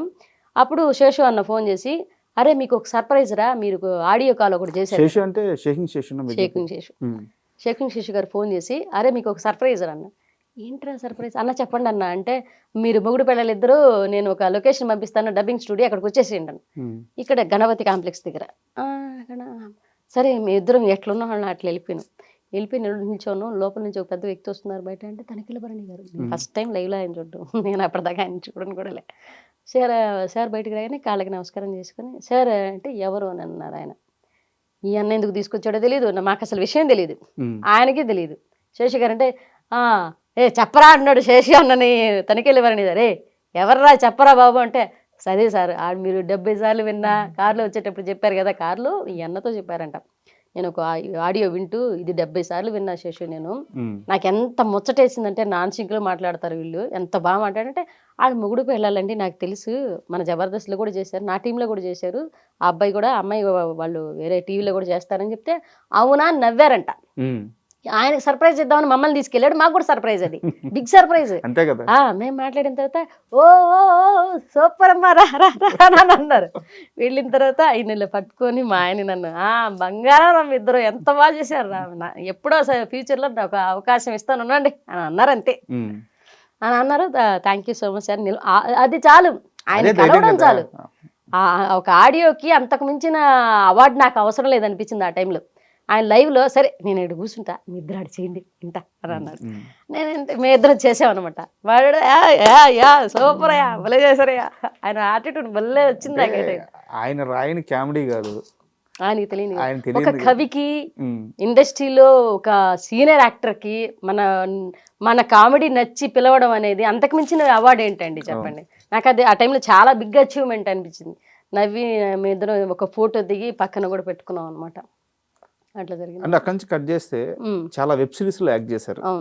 సో అంటే స్టేజ్ షోలకు కానీ, టెలివిజన్ షోలకు కానీ, ఇక్కడ మనకి వెబ్ సిరీస్లకు వచ్చేలేకే ఆ యాక్టింగ్ తీరు మారిపోద్ది, చాలా తేడా ఉంటుంది. ఎలా మెర్జ్ అవ్వగలిగారు? ఒకటండి, నాకు ఈ కామెడీ షోలు ఇవి అంటే ఫస్ట్ ఆఫ్ ఆల్ నేను ఇక్కడ యాక్టింగ్, చాలామంది అంటారు అసలు మీరు యాక్టరే కాదు, నేను మా కుటుంబ సభ్యులు కానీ నేను ఎవరు యాక్టర్స్ లేరు. మాకు అసలు మా పెదనాన్న గారు అంటే ఆయన జానపద కళాకారుని, ఆయన సాంగ్స్ పాడుకునేవాడు. కానీ ఏ ఇండస్ట్రీకి సంబంధం లేకుండా వచ్చి యాక్టింగ్ ఎక్కడా నేర్చుకోకుండా జనాల్ని మెప్పించడం, అందులో కమెడీనిగా స్టార్ట్ అవ్వడం, అన్ని నవరసాలు అన్నీ చేయగలడం ఒక ఎత్తు అయితే, కామెడీ చేయడం అనేది పూర్తి కామెడీ చేసేవాళ్ళు మిగతా ఏ క్యారెక్టర్ అయినా చేయగలరండి. ఇది 100% చెప్తాను. నేను కమెడియన్గా నేను తీసుకున్నది ఏంటంటే, కామెడీ వర్షన్లో అదే బాడీ షేమింగ్, క్యారెక్టర్ షేమింగ్ ఇవన్నీ తీసుకోవడం వల్ల మనసు చాలా స్ట్రాంగ్ అవుతుంది. బాడీ షేమింగ్, క్యారెక్టర్ షేమింగ్ అన్నీ తీసుకుంటాం, మన మీద మన కౌంటర్లు వేయించుకుంటాం, పక్కన మీద కౌంటర్లు వేస్తాం. ఇవన్నీ మన అనుకుంటాం కానీ ఆర్టిస్టుని చాలా స్ట్రాంగ్ చేస్తాయి. కమెడియన్కి ఉన్న స్ట్రాంగ్ మెంటాలిటీ హీరోకి కూడా ఉండదు. అంత స్ట్రాంగ్ మైండెడ్ వస్తారు. ఎందుకు అని అంటే బాడీ షేమింగ్, క్యారెక్టర్ షేమింగ్, ఎత్తుకుంటే క్యారెక్టర్ షేమింగ్ చేస్తావు నువ్వు అట్లా. ఇదే వ్యక్తిని ఒక కమెడీని తీసుకొచ్చి బయట ఒక మాట అనండి ఆయన తట్టుకోలేరు, ఒక స్టేజ్ మీద 100 అనండి తట్టుకోగలరు. నవ్వించడానికి దేనికైనా రెడీ. అది మెంటల్గా ఫిక్స్ అవుతారండి, నవ్వించడానికి దేనికైనా రెడీ. అది నిజ జీవితంలో కూడా ఎలా అవుతుంది, అవతలో నవ్వించడానికి మనం ఏం చేసినా తప్పులేదు. మీకు వెబ్ సిరీస్ల పరంగా ఫస్ట్ బ్రేక్ అంటే భామా కలాపం అనుకోవచ్చా? భామా కలాపం అనేది సినిమా కదా. అవును, ఓటీటీలో. అవును, first break Bhama Kalapam. Web సిరీస్లు వల్ల కూడా కాదు కానీ అప్పటికి నేను కామెడీ షోల్లో యాజ్ ఎ టీమ్ లీడర్గా ఉన్నాను. హంగామా, జబర్దస్త్, మళ్ళీ వచ్చేసి ఎక్స్ప్రెస్ రాజా అనేది మన యాంకర్ ప్రదీప్ గారికి 1.5 year అమ్మగా నడిచాను దాంట్లో నేను. మంగళవారం ఏదో షో వచ్చేది అప్పుడు. సో అంటే ఇంకా జబర్దస్త్ వరకు రాలేదు. ఓటీటీ విషయానికి వస్తే ఫస్ట్ బ్రేక్ ప్రియమణి గారు. సో ఆమెతో ఎలా ఉండేది? ఆవిడ చాలా మంచి ఆవిడండి. నాకు ఫస్ట్ టైం ఒక హీరోయిన్తో చేయబోతున్నా నేను. పిలిచి హీరోయిన్కి అక్క క్యారెక్టర్ అన్నారు. అంటే ఆవిడ అక్కని పిలుస్తారు నన్ను. మీరు ఇంటి ఓనరు అన్నీ మీ పమ్మి సాయి గారు అనేసి ఆయన హస్బెండ్ క్యారెక్టర్. నాకు అటు చెప్తే నాకు టెన్షన్ వచ్చింది ఫస్ట్. ఒక హీరోయిన్తో కదా, ఆవిడ అప్పటికే బాగా సక్సెస్లో ఉన్న హీరోయిన్ ఆవిడ. ఎవరితో చేయబోతున్నాం, ఎట్లుంటుంది ఏంటో. వాళ్ళ హీరోయిన్ అంటే ఒక రకమైన మనకు దడ ఉంటుంది కో ఆర్టిస్టులకి. వాళ్ళు ఎలా తీసుకుంటారో, మనం పక్కన ఎక్కడ ఉండాలో ఏంటో ఇవన్నీ. ఆవిడ క్యారవాన్ నుంచి వచ్చి ఆవిడ క్యారవాన్లో కూర్చోగా నేను చూడలేదండి భామా కలాపం సినిమాలో. ఎందుకు అంటే ఆవిడ సెట్లోనే ఎక్కువ శాతం ఉన్నారు. సెట్లోనే ఎండ వస్తున్నా సరే ఒక తెర వేసి ఆవిడ కూర్చునేవాళ్ళు అనమాట. టెంట్ ఒకటి వేసి ఆవిడ కూర్చోబెట్టేవాళ్ళు. ఆవిడ వెళ్ళరు. నేను ఆవిడని చూసి నేను అప్పుడే సినిమాల్లోకి వస్తూ నేను ఆవిడని చూసి కొన్ని నేర్చుకున్నాను అనమాట. ఆవిడ ఎంతసేపు ఉన్న సరౌండింగ్స్ని ఎంత హెల్దీగా భావిస్తారంటే, ఇప్పుడు డీ షోలో ఆవిడ జడ్జిగా ఉన్నారు. ఎప్పుడు కూడా మనం ఎదిగేటప్పుడు బాండింగ్స్ అనేవి, గౌరవాలు అనేవి, చుట్టుపక్కల వాళ్ళని గమనించడం అనేది ఎంత ముఖ్యమో నాకు అప్పుడు అర్థమైంది. అదొక ప్లస్ పాయింట్ నాకు తెలిసిందనమాట. సీనియర్ యాక్టర్స్ని కలవడం వల్ల మనకు తెలిసే విషయాలు ఏంటంటే, ఇలా ఉంటే కూడా యాటిట్యూడ్ ఇలా ఉండాలి, ఎదిగే కొద్దీ మనం వీళ్ళని గమనించుకోవాలి పక్కవారిని అనేసి నాకు అదొక ఒక పాయింట్ అయితే రైజ్ అయింది బాగా. ఆవిడ వచ్చినప్పటి నుంచి రండి, నేను దూరంగా నిల్చున్నాను. నేను ఆవిడ హీరోయిన్ ఎలా తీసుకుంటారు అంటే, ఈ స్ట్రగుల్ పడి వచ్చి టీమ్ లీడర్స్ మధ్యన ఎంత చూసి వచ్చున్నాను కాబట్టి ఒక్కో రకమైన యాటిట్యూడ్తో ఉంటారు. సరే మనం హీరోయిన్తో చేస్తున్నాం, మనం ఎందుకు దగ్గరికి వెళ్ళి మాట్లాడడం, ఇదంతా ఎందుకు, మన సీన్ వచ్చినప్పుడు చేసుకుని వచ్చేద్దాం. నేను దూరం కూర్చుంటే ఏంటి అక్కడ అనింది. మేడం అంటే రండి ఎందుకు అక్కడ అనింది. లేదు జస్ట్ అక్కడికి నా దగ్గర కూర్చోవద్దా అనింది. అయ్యి అలా ఏం లేదు మేడం అంటే, మరి ఎందుకు కూర్చోండి, పేరేంటి అనింది. నీరజ అంటే, నీరజ గారనే మాట్లాడింది. నీరజ గారు కూర్చోండి, ఏం చేసేవారు ఇంతకుముందు అంటే, షోలు చేశారు మేడం అంటే, ఓ సూపర్ మా పిల్లలు పెళ్ళయిందా, పిల్లలు ఫోటో చూపిస్తే చూస్తున్నారు, హస్బెండ్ ఏం చేస్తారని అడుగుతారు. కన్వర్సేషన్ ఆవిడే జరిపారనమాట. ఆవిడ క్వశ్చన్ అడుగుతుంటే అవును మేడం నేను సమాధానం చెప్తుంటే, ఫ్రీగా ఉండండి, ఫ్రీగా మూవ్ ఆన్ అవ్వండి, పర్లేదు ఏం కాదు, మీకన్నా నేను సినిమాల ముందు వచ్చున్నా అంతే, నేను ఒక హీరోయిన్, మీరు క్యారెక్టర్స్, మీరు లేకపోతే నేను లేకపోతే మీరు లేదు, మనం అందరం లేకపోతే వీళ్ళందరూ లేకపోతే మనం అందరం లేదు, ఇదే పాయింట్ గుర్తుపెట్టుకో, భయపడద్దు ఎప్పుడు కూడా. నేను కరెక్టే కదా అనుకుని కూర్చొని. కానీ సెకండ్ డే కూడా నేను బార్డర్స్ దాటి మాట్లాడలేదు. ఆవిడ పిలిస్తేనే మాట్లాడుతూ ఉండేది, కానీ పక్కగా కూర్చోరు. ఆ సినిమా అయిపోయేంత వరకు 7 days ఏమో కాల్ షీట్ ఇచ్చారు. ఆ 7 days ఆవిడ పక్కన కూర్చున్నాను. మామూలుగా హీరోయిన్స్ అలా ఉండరంట సెట్లో? ఉన్నారు. నేను ఫస్ట్ టైం నేను ఒక హీరోయిన్తో, అంటే మిగతా హీరోయిన్లతో కూడా రీసెంట్గా చాలా చేశాను నేను, హీరోయిన్ తోటి. బట్ ఆవిడని చూసినంత తర్వాత మళ్ళీ నేను యాంకర్స్ని కూడా అంత దగ్గరగా ఎవరిని చూడలేదు, అంత ఫ్రీగా. నేను 1.5 year ప్రదీప్ గారికి యాంకర్ అమ్మగా చేస్తే, నేను ప్రదీప్ గారి రూమ్ దగ్గర దరిదాపులు కూడా నేను ఎప్పుడు పోలేదు. స్టేజ్ మీద మాట్లాడతారు, స్టేజ్ దిగిన తర్వాత ఎవరి దారి వాళ్ళది. మళ్ళీ శ్రీముఖి గారు రూమ్ దగ్గరికి వచ్చి మాట్లాడతారు, శ్రీముఖి గారి దగ్గర తీసుకుంటారు. శ్రీముఖి గారు క్లోజ్గా అంటే, శ్రీముఖి గారితో జూలకటక అని ఒక షో నడిచింది, అది కూడా 1.5 year నడిచింది. అప్పుడు ఆవిడ ఇంకా ఫ్రీగా మూవ్ అయ్యారు అనమాట, మాట్లాడతారు. యాంకర్ ప్రదీప్ గారు అంటే ఆడవాళ్ళతో చాలా తక్కువ మాట్లాడతారు. నేను మరీ క్లోజ్గా ఉంటే తప్పితే, నేను అమ్మ క్యారెక్టర్ చేస్తున్నా సరే అది చూడగానే లేచి నిలబడి అమ్మ బాగున్నారా, కూర్చోండి, తర్వాత మీ క్యారెక్టర్ ఇవాళ ఏం చేయబోతారు, అంత స్టేజ్ వరకు. స్టేజ్ దిగేత ఆయన మళ్ళీ ఆయన బాగా మొహమాటం, మళ్ళీ దిగి వెళ్ళిపోయేవాళ్ళు అనమాట. మనకు మాట్లాడడానికి మొహమాటం వస్తుంది చూస్తే, మనకు మాట్లాడడానికి కూడా నాకు ఒక రకమైన, మనం అనవసరంగా గెలికి మాట్లాడడం ఎందుకు, మనం ఫ్రెండ్షిప్ పెంచుకోవడం ఎందుకని నేను ఆ రకమైన మనసత్వం కామ్గా ఉంటాను అనమాట. నాతో మాట్లాడితే నేను బాగా మాట్లాడతాను, నాతో మాట్లాడలేకపోతే వాళ్ళు దూరంగా ఉంటున్నారంటే మనం ఇబ్బంది పెట్టద్దు, మన స్నేహం వాళ్ళకి ఇబ్బంది కలగకూడదు, మన ఫ్రెండ్షిప్ని అవతల వాళ్ళ మీద రుద్దకూడదు అనుకుంటాను నేను. బట్ ఆయనకి రెస్పెక్ట్ అయితే ఉంది, రెస్పెక్ట్ ఉంది, మాట్లాడుతున్నారు, అంతవరకు చాలు, అభిమానం ఉంది అనుకున్నా. సూపర్. అండ్ ముఖ్యంగా నెల్లూరు నీరజానంగానే చాలా మందికి ఇప్పటికీ ఉన్న డౌట్ ఏంటంటే, జబర్దస్త్ నుంచి ఎందుకు బయటకు వచ్చారు? యాక్చువల్గా జబర్దస్త్లో ఇప్పుడున్న కామెడీ చూస్తుంటే మీరు చేసే కామెడీలో సగం కూడా ఎవరు చేయలేరు. నేను ఓపెన్గా స్టేట్మెంట్ ఇస్తున్నాను. మీ కామెడీలో అంత క్వాలిటీ ఉంటుంది, అంత ఫన్ ఉంటుంది. మీలాంటి వాళ్ళు అలాంటి ఒక మంచి ప్లాట్ఫామ్ మీద ఉండడానికి 100% అర్హత ఉంది. టీమ్ లీడర్గా కూడా ఎదిగారు. అలాంటి స్థాయి నుంచి అసలు పూర్తిగా బయటకు ఎందుకు వచ్చారు? ఏమండి నాకు ఎక్కడ బాధేసిందంటే జబర్దస్త్లో 12 ఎపిసోడ్లు టీం లీడర్ పిలిచారు, టీం లీడర్గా అనౌన్స్ చేశారు. మా సుబ్బు గారికి నన్ను ఆమెకి నేమ్ ఒక బ్రాండ్ నేమ్ ఉందన్న, ఆమె పేరే పెడతామన్నా నెల్లూరు నిర్జ. సరే మా ఆయన పేరు నాకు మింగిల్ చేసి పెట్టమన్నా, వద్దన్నారు. సరే మా ఆయన నాకన్నా ముందు మా ఆయన చాలా రైటర్గాను మా టీం తీసుకురావడానికి చాలా బాగా కష్టపడ్డారు. ఆయన మొదటి నుంచి కష్టపడ్డ వ్యక్తి. ఆయన పేరు పెట్టమని అన్నా కూడా సరే నీ పేరే అని అన్నారు. సరే నా పేరే చేశారు, బాగానే ఉంది. అదంతా కూడా కాదు, ఒక 10 ఎపిసోడ్లు చేసిన తర్వాత ఒక మెంటల్ ప్రెజర్ ఇచ్చారండి. మెంటల్ ప్రెజర్ ఇచ్చారు.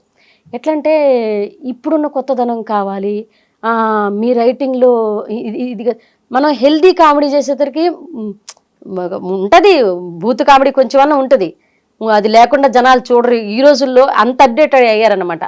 కామెడీ అంటే బూత్ అన్న సెన్స్లో వెళ్ళిపోతున్నారు ఇప్పుడు ఏంటి కామెడీ అంటే బూత్. చందేల గారు పక్కన పెడితే ప్రసాద్ బెహరా వీళ్ళందరూ ఇచ్చేదే. మా సుబ్బు గారు కూడా చాలా హెల్తీ రైటింగ్ రాస్తారు, కానీ ఆయన్ని కూడా మెల్ట్ చేసి బూత్ రాపిస్తారనమాట కొన్ని షోలు. అలా కూడా రాయించారు, జూలకటగా రాయించారు, అట్లనే జబర్దస్త్ కూడా రాయించారు అట్లాగే. కానీ ఇంకా మోర్గా కావాలి, ఇంకా మోర్గా కావాలి, ఇంకా మోర్గా కావాలి, మీరు ఇవ్వలేకపోతున్నారు అనేది కొన్ని మాటలు అన్నారనమాట డైరెక్టర్స్ అన్ని టీం కొంతమంది అన్నారు. మీరు ఇవ్వలేకపోతున్నారు, ఇంకా చేయాలి, ఇంకా చేయాలి, ఇంకా చేయాలంటే ఓహో మనం చేసేది ఏదో వీళ్ళకి సరిపోవట్లే. మనం మేము అప్పటికి ఒక షో దగ్గర జబర్దస్త్లో వచ్చేసరికి ఏంటంటే జబర్దస్త్లో లాక్ అయిన తర్వాత మిగతా షోలకి వెళ్ళటానికి ఉండదు, సీరియల్కి వెళ్ళటానికి ఉండదు, వెబ్ సిరీస్కి వెళ్ళడానికి. ఎందుకంటే నెలలో ఒక 4 రోజులు 5 రోజులే కదా అంటారు. షూట్ 5 రోజులు 4 రోజులేనండి నెలకి.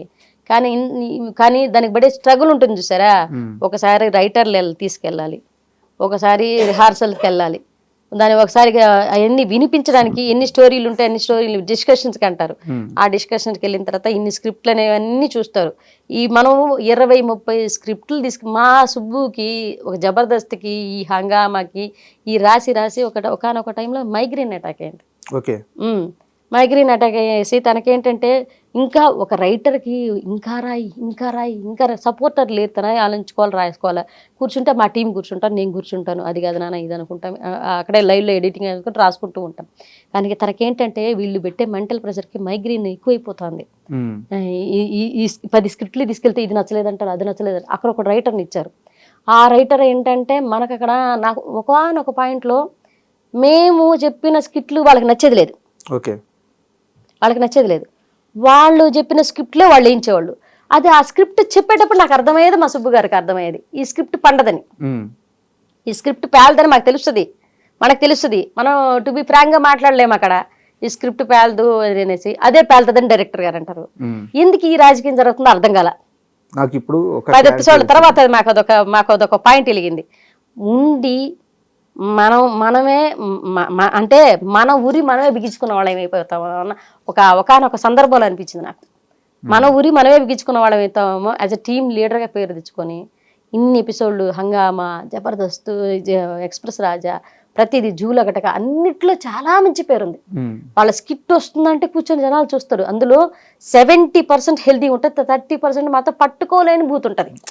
అది టచ్ అవ్వనట్టు బూత్ ఉంటుంది. కానీ 100% బూత్కి తీసుకెళ్తున్నా అది స్కిట్లు పండట్లా.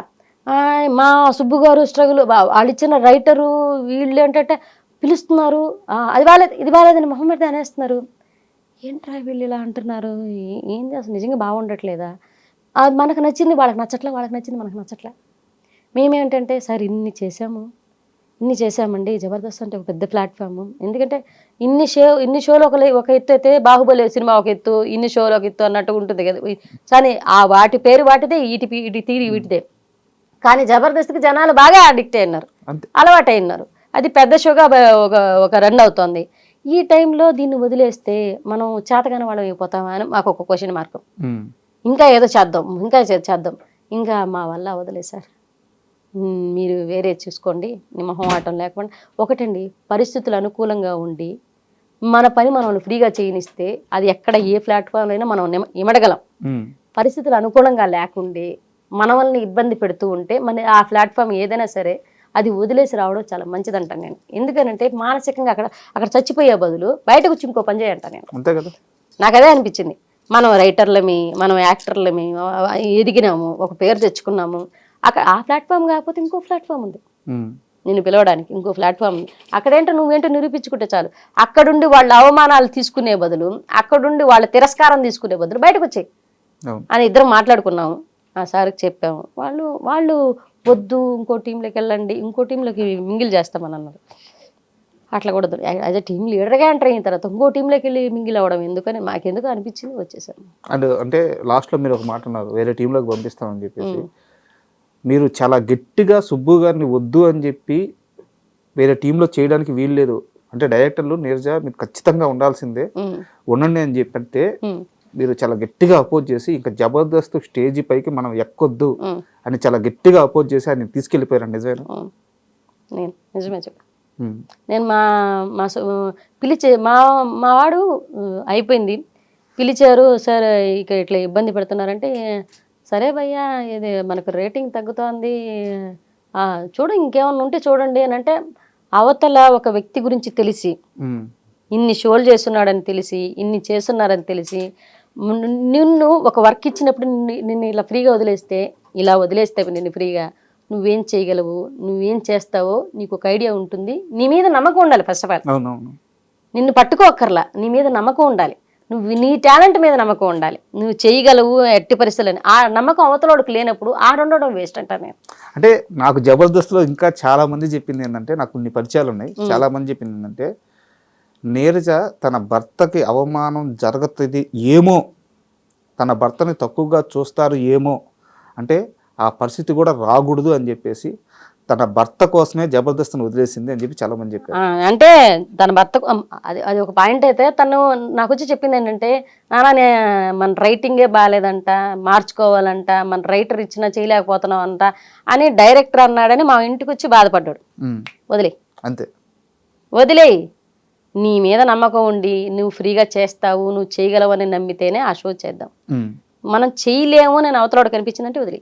అండ్ జబర్దస్త్లో ఒక టీం లీడర్తో చాలా ఇబ్బంది పడ్డారట, ఎవరైనా చెప్పండి. అంటే కొంతమంది ఏంటంటే మేము వస్తున్నాం అన్నది వాళ్ళు స్వాగతించలేకపోయారు ఏమో కానీ, మా పేర్లు ఎందుకులేని మాతో సరిగా కూడా మాట్లాడలేదన్నమాట. అంటే చాలా సంవత్సరాలు అయిపోయింది, ఇప్పుడు చెప్తే కొంచెం క్లారిటీ.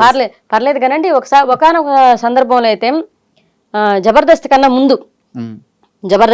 ముందు ఎట్లా జబర్దస్త్ వచ్చింది, జబర్దస్త్ కన్నా ముందు అవకాశాలు రానప్పుడు మా ఆయన గెటప్ సీను అన్నకి మా ఇద్దరు ఫోటో పెట్టి, అన్న ఏదైనా మన టీంలో ఉంటే చూడమనో లేకపోతే జబర్దస్త్లో అవకాశం ఇవ్వమని అంటే, అన్న రిప్లై ఇవ్వలేదు కదంట, బ్లాక్ చేశారంట గెటప్ సీను అన్న. నాకు అది స్క్రీన్ షాట్ పంపించాడు మా సుబ్బు. అవునా నాన్న వదిలేసిలేనా, వాళ్ళు పట్టించుకుంటే ఓకే, అప్పటికి మాకు హంగామా నడుస్తుంది, హంగామా అయిపోయింది అనుకుంటా, హంగామా అయిపోయింది.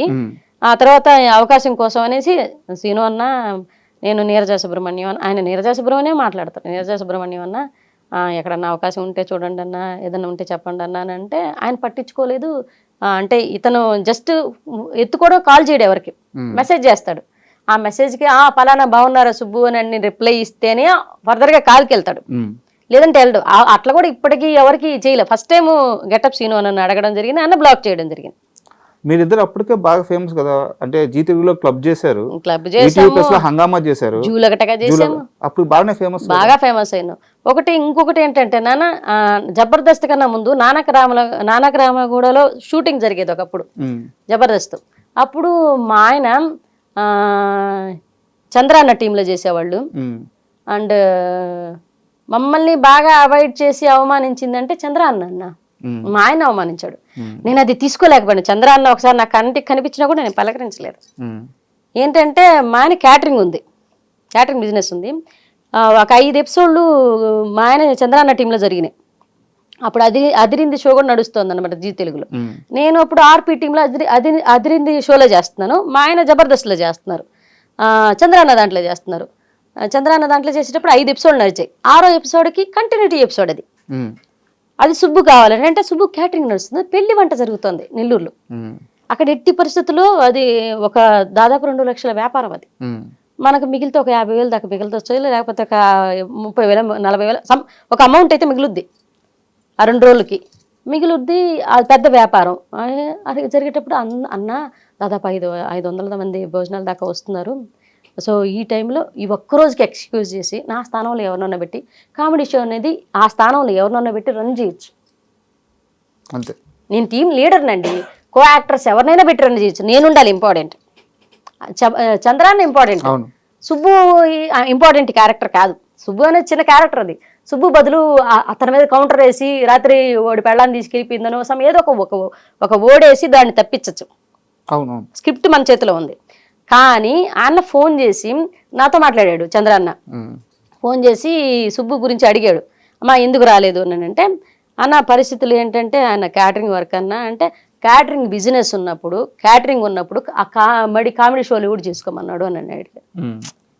బిజినెస్ ఉంది కదా అదే చేసుకోమనొచ్చు కదా, ఇది కూడా చేసుకోమన్నాడు అని. చాలా తప్పుగా మాట్లాడుతున్నారన్న మీరు.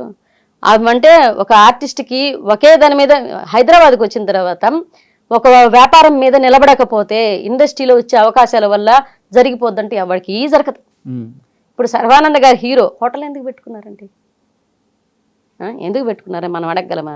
ఇప్పుడు చార్మి గారు పెద్ద హీరోయిన్గా నడిచింది, ఆవిడ ప్రొడక్షన్ ఆఫీస్ ఎందుకు పెట్టుకున్నారు? నిహారిక గారు నాగబాబు గారి కూతురు, ఆవిడ ప్రొడక్షన్ ఎందుకు నడుపుతున్నారు? ఈరోజు ప్రొడ్యూసర్గా ఎందుకు అయ్యారు? ఒక వ్యాపారం అనేది ఎవరి వ్యాపారం వాళ్ళదండి. మనం బిజినెస్ అనేది మన ఇష్టం అండి. మన బతుకు తెరువు కోసము లేకపోతే దాంట్లో ఇంకా ముందుకు మన మీద మన నమ్మకం. బిజినెస్ అనేది పెట్టేవాడు అంటే గట్స్ ఉండేవాడు బిజినెస్ పెట్టగలడు ఎప్పుడు కూడా. అంటే వాడి మీద ఓ 10 మంది నేను సాకగలను, 10 మంది ముందుకు 10 మందికి వర్క్ ఇవ్వగలను, నా పాయింట్ ద్వారా 10 మంది బతుకుతారు అనేది వాడికి నమ్మకం ఉంటే, ముందు బిజినెస్ మ్యాన్కి వాడి మీద వాడికి నమ్మకం ఉంటేనే బిజినెస్ స్టార్ట్ చేస్తాడు. అది ఎవరైనా తెలిసిన విషయం ఆ విషయం. కానీ ఇక్కడ నాకు చిన్న డౌట్, చంద్ర గారికి ముందే చెప్పి ఆ రోజు షోకి వెళ్ళలేదా, చెప్పకుండా వెళ్ళిపోయారు? చెప్పారంట. నాకు కుదరదన్నా, నాకు అంటే కుదరకపోతే ఎట్లా అంటే ఒకవేళ వీలుంటే వస్తా, వీలు కాకపోతే చెప్పలేను అని అన్నారంట. కానీ ఆయన వస్తానని ఆ మాట అన్నాడు కదా, నాకు వీలుంటే వస్తానన్నాడు కదా, వీలు చూసుకునే రావాలి కదా. ఒక ఆర్టిస్ట్కి చెప్పేసినప్పుడు రాకపోతే ఎలా అని చెప్పేసి ఆయన కొంచెం ర్యాష్గా మాట్లాడాడు. ర్యాష్గా అప్పటికి నేను జబర్దస్త్లో టీం లీడర్ కదా, మిగతా షోలు వస్తున్నాను. ఆయనకి వాళ్ళకేంటి మేము జబర్దస్త్ చేస్తున్నాము, జబర్దస్త్ ప్లాట్ఫామ్ దాకా కూడా ఎందుకు వెళ్ళాను నేను చెప్తాను ఇప్పుడు తర్వాత. నేను జబర్దస్త్ చేస్తున్నాము, మేము పెద్దోళ్ళమి, వీళ్ళు మాకన్నా చిన్న షోలు చేస్తాను, వీళ్ళు చిన్నోళ్ళు అన్న ఫీలింగ్ లో వాళ్ళు కొంతమంది ఉన్నారు. అప్పుడు ఉన్నారండి. నేను షో దాకా వెళ్ళిపోతే ఒక షో అన్న కొంతమంది చెప్తే నా మొహం చూసి కూడా మాట్లాడిన వాళ్ళు లేరు జబర్దస్త్లో. నేను చెప్తున్నాను కదా, నా మొహం చూసి కూడా స్ట్రైట్గా మాట్లాడిన వాళ్ళు లేరు. ఇలా చూసి అంటే మేము ఇదే ఎంటర్టైన్మెంట్ జ్ఞాపిక ఎంటర్టైన్మెంట్స్లో మేము షోలు చేసుకునేవాళ్ళు. ఈటీవీ ప్లస్లో, వాళ్ళు ఈటీవీలో చేసేవాళ్ళు. ప్లస్సే తేడా, మేము ఈటీవీ ప్లస్లో చేసేవాళ్ళు. ఈటీవీ ప్లస్లో చేసేవాళ్ళని ఎవరిని ఈటీవీ దాకా రానిచ్చేవాళ్ళు కాదు, ఆ షో దగ్గర రానిచ్చేవాళ్ళు. ఆ షో దగ్గర పోతే అంటే ఒక రకమైన చిన్న ఎవరు పలకరించేవాళ్ళు కాదు, ఎవరు దగ్గర తీసుకునేవాళ్ళు, కొంతమంది మాత్రమే తీసుకునేవాళ్ళు. సరే తీసుకున్న ఆఫర్ అయినా ఇస్తున్నారు కదా అని చంద్రాన్న పిలిచారు. మాకు చంద్రాన్న ఆ టైంలో మంచిగానే అనిపించింది. కానీ ఆయన ఒక్క సన్నివేశానికి రాలేదనేసి ఆయన తప్పుగా మాట్లాడడం అనేది బాగా నాకు నచ్చలేదనమాట. ఏంటి అది ఆ పని చేసుకునేటప్పుడు షూటింగ్లు ఎందుకు అని అన్నాడు. క్యాటరింగ్ చేసుకునేటప్పుడు షూటింగ్లు దేనికి అంటే అన్న ఆ బిజినెస్లు చేసుకునే వాళ్ళు షూటింగ్లు చేసుకోరా? మన బతుకు తెరుగు బాగాలేనప్పుడు దీని మీద ఇది 10 రోజులు వస్తుందో 5 రోజులు వస్తుందో 1 నెలలో షూటింగ్ వస్తుందో రాదు, అప్పుడు మా భుక్తి మా భోజనం జరిగేది ఎట్లా? ఆ బిజినెస్ ఉండబట్టే బతుకుతున్నాం. నా బిడ్డలు ఇద్దరు బతుకుతున్నారు. ఆయనకి చెప్పలేక సరేలేన్నా మీ ఇష్టం అని చెప్పేసుకొని కామ్గా అయిపోయాను అనమాట. మా ఆయనకి నేను ఫోన్ చేసి చెప్పాను, సరేలే నాన్న వదిలేసాయి. ఆయన బాధ. నేను సున్నితమైన పాయింట్లో ఆయన చాలా స్ట్రాంగ్ ఉంటారు, ఆయన సున్నితమైన పాయింట్లో నేను చాలా స్ట్రాంగ్ ఉంటాను. వదిలేసాను దాని గురించి బాధపడకు. ఆయన బాధపడ్డారు, తిట్టారు, అది ఇది అంతా చెప్పారు, నాకు వదిలేయమని చెప్పాను.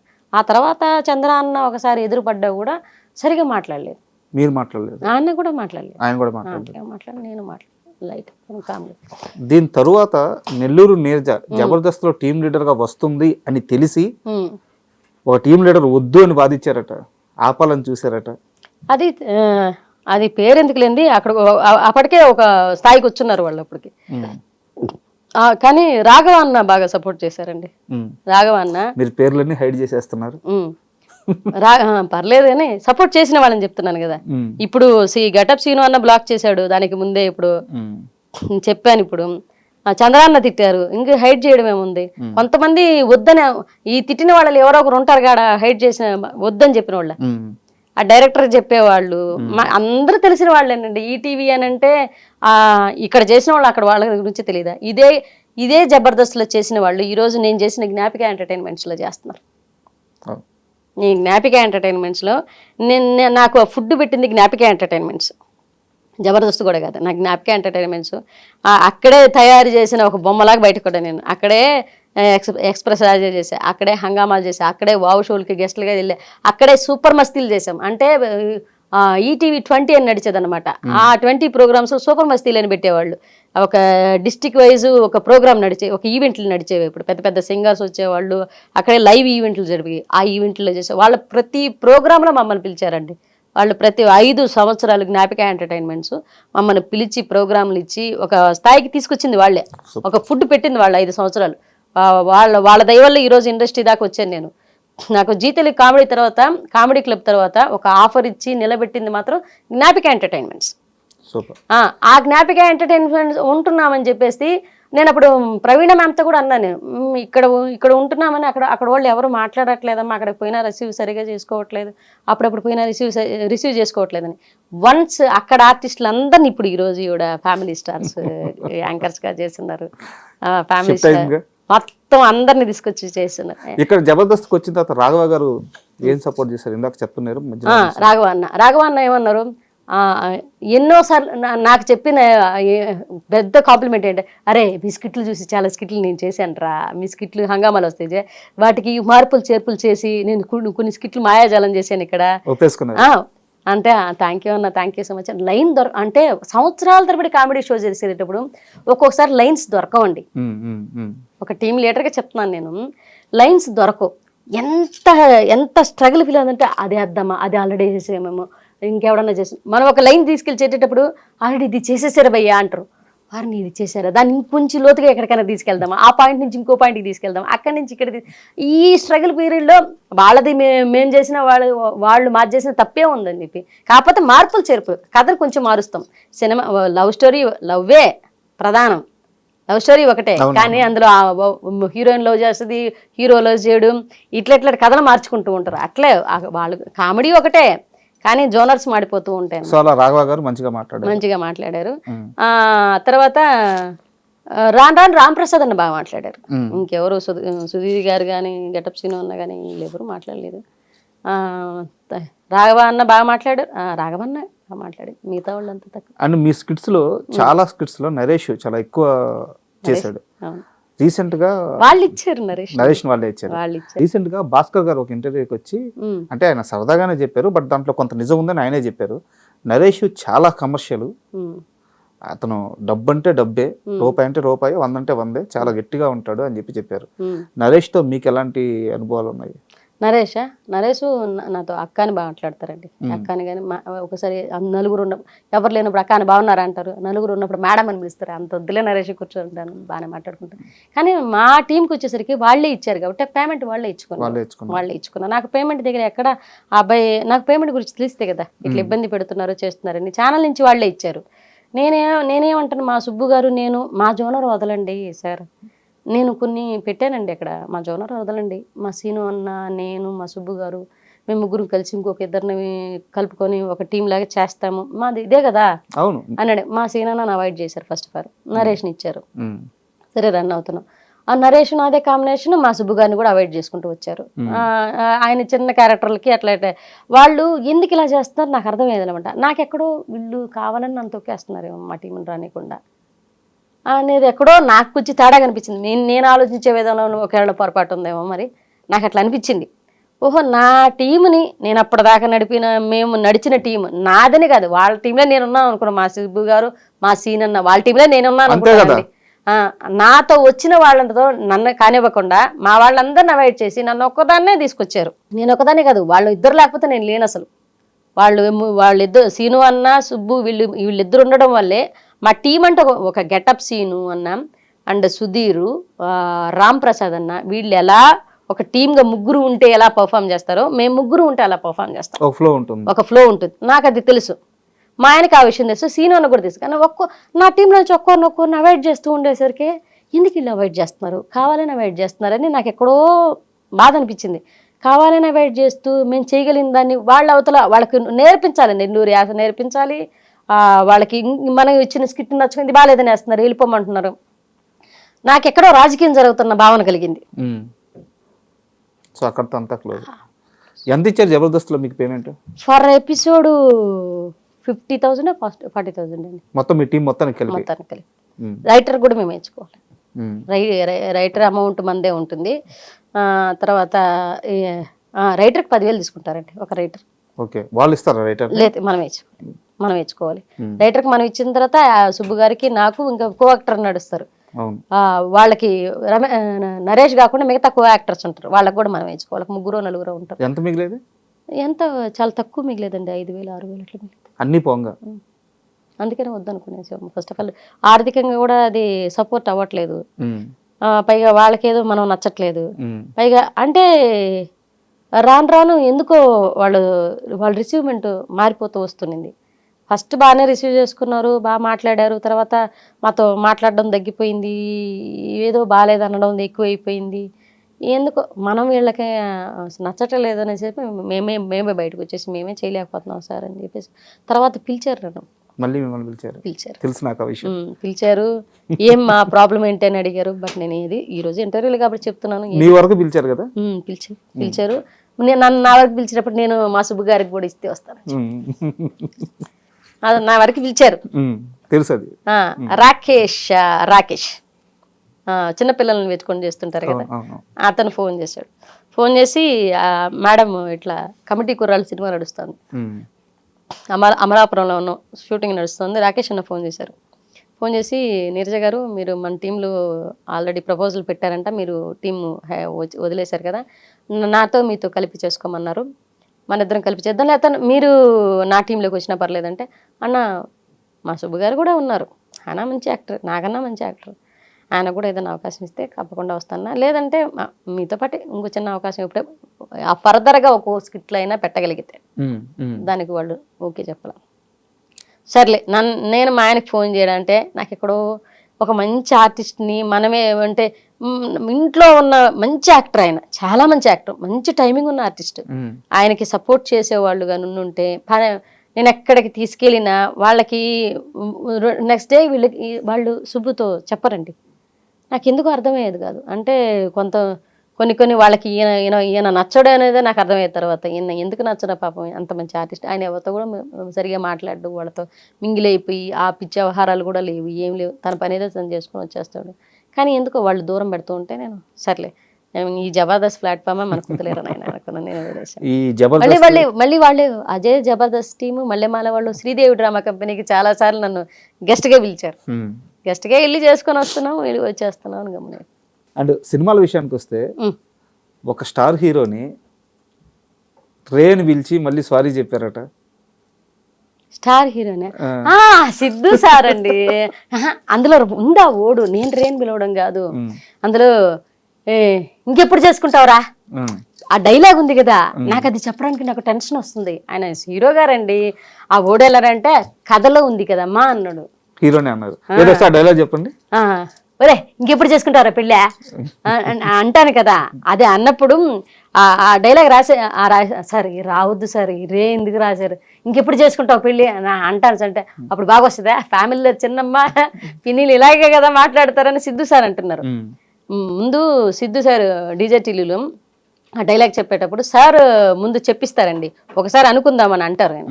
ఆ సీన్ ఒకసారి ఆయన రిహార్సల్ చేసినప్పుడు అది చెప్పేటప్పుడు నేను డైరెక్టర్ సార్ చూసి మల్లికార్జున సార్ ఆ సార్ చూసి సార్ రేయన్ రాశారు సార్ నాకు భయం వేస్తుంది అంటే పర్లే అంటున్నారు. సిద్ధు సార్ ఇంకెప్పుడు చేసుకుంటారా పెళ్ళని అని ఇట్లా చేయబెట్టి అనేసి సారీ సార్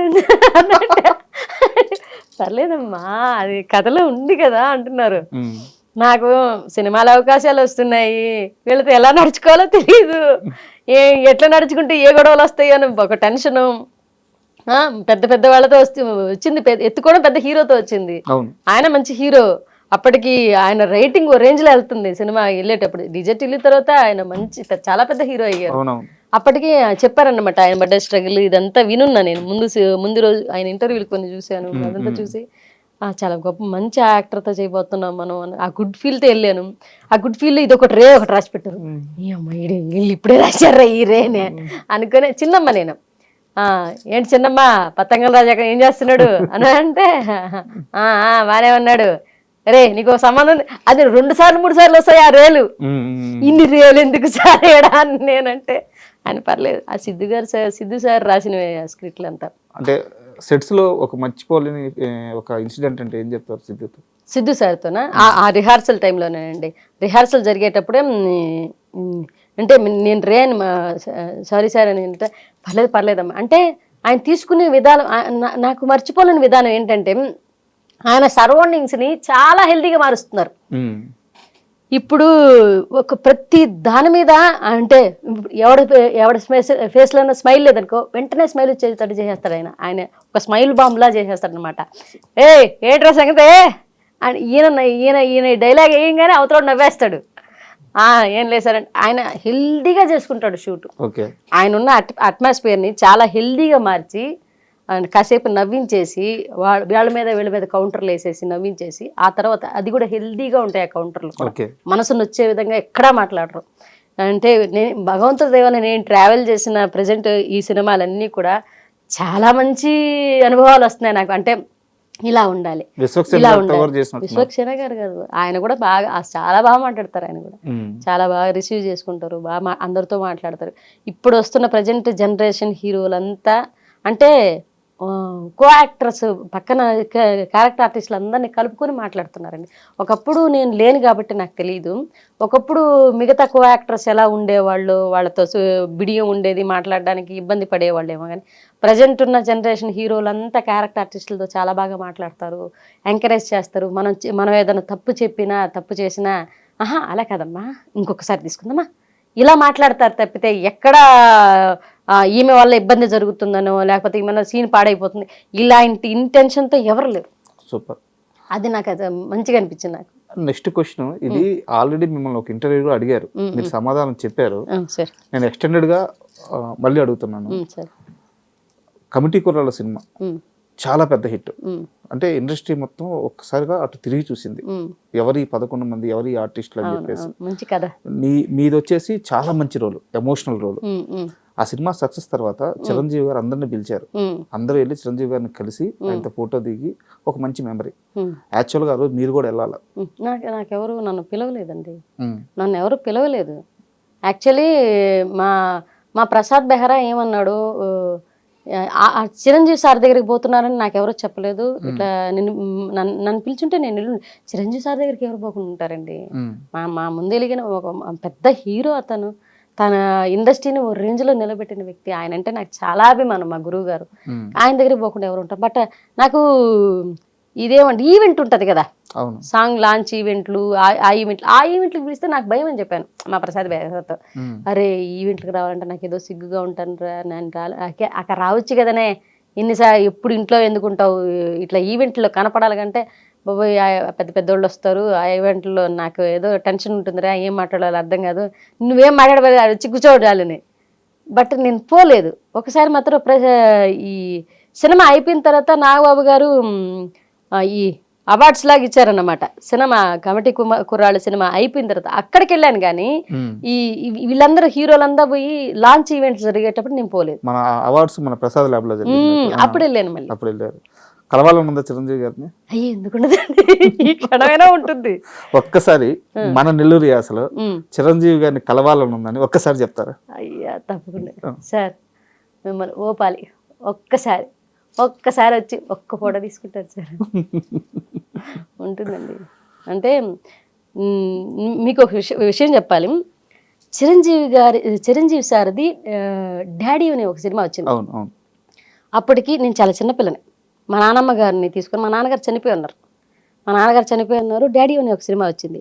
మేము తాళ్లపూడి నుంచి ముత్తుకూరులో సినిమా థియేటర్స్ ఆడేవి, వాణి హాలు ఇలా థియేటర్స్ ఉండేవి. ఆ థియేటర్కి ఈ సినిమా చూడడానికి తాళ్లపూడి నుంచి ముత్తుకూరు వరకు నడిచెళ్ళామండి మేము. అవునా? నడిచెళ్ళి అంటే ఇంటి దగ్గర ఈ డబ్బులు ఖర్చు పెట్టేస్తే థియేటర్కి ఉండవని చెప్పి మా నాన్నమ్మ గారు తీసుకెళ్లారు. మా నాన్నమ్మ తీసుకెళ్తే బిలో మధ్య తరగతి.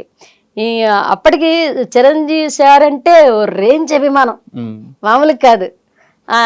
ఇప్పుడు ఇంకా నడుచుకొని వెళ్ళి మా నాన్నమ్మతో చిన్న పిల్లలం స్కూల్కి ఎగ్గొట్టి నడుచుకొని వెళ్ళి థియేటర్కి వెళ్ళి వాణి థియేటర్లో ఫస్ట్ సెకండ్ థర్డ్ బెంచ్లు ఉంటాయన్నమాట. నేను వెళ్ళి కింద నేల టికెట్లు తీసుకొని కింద కూర్చొని చూసామని డాడీ సినిమా.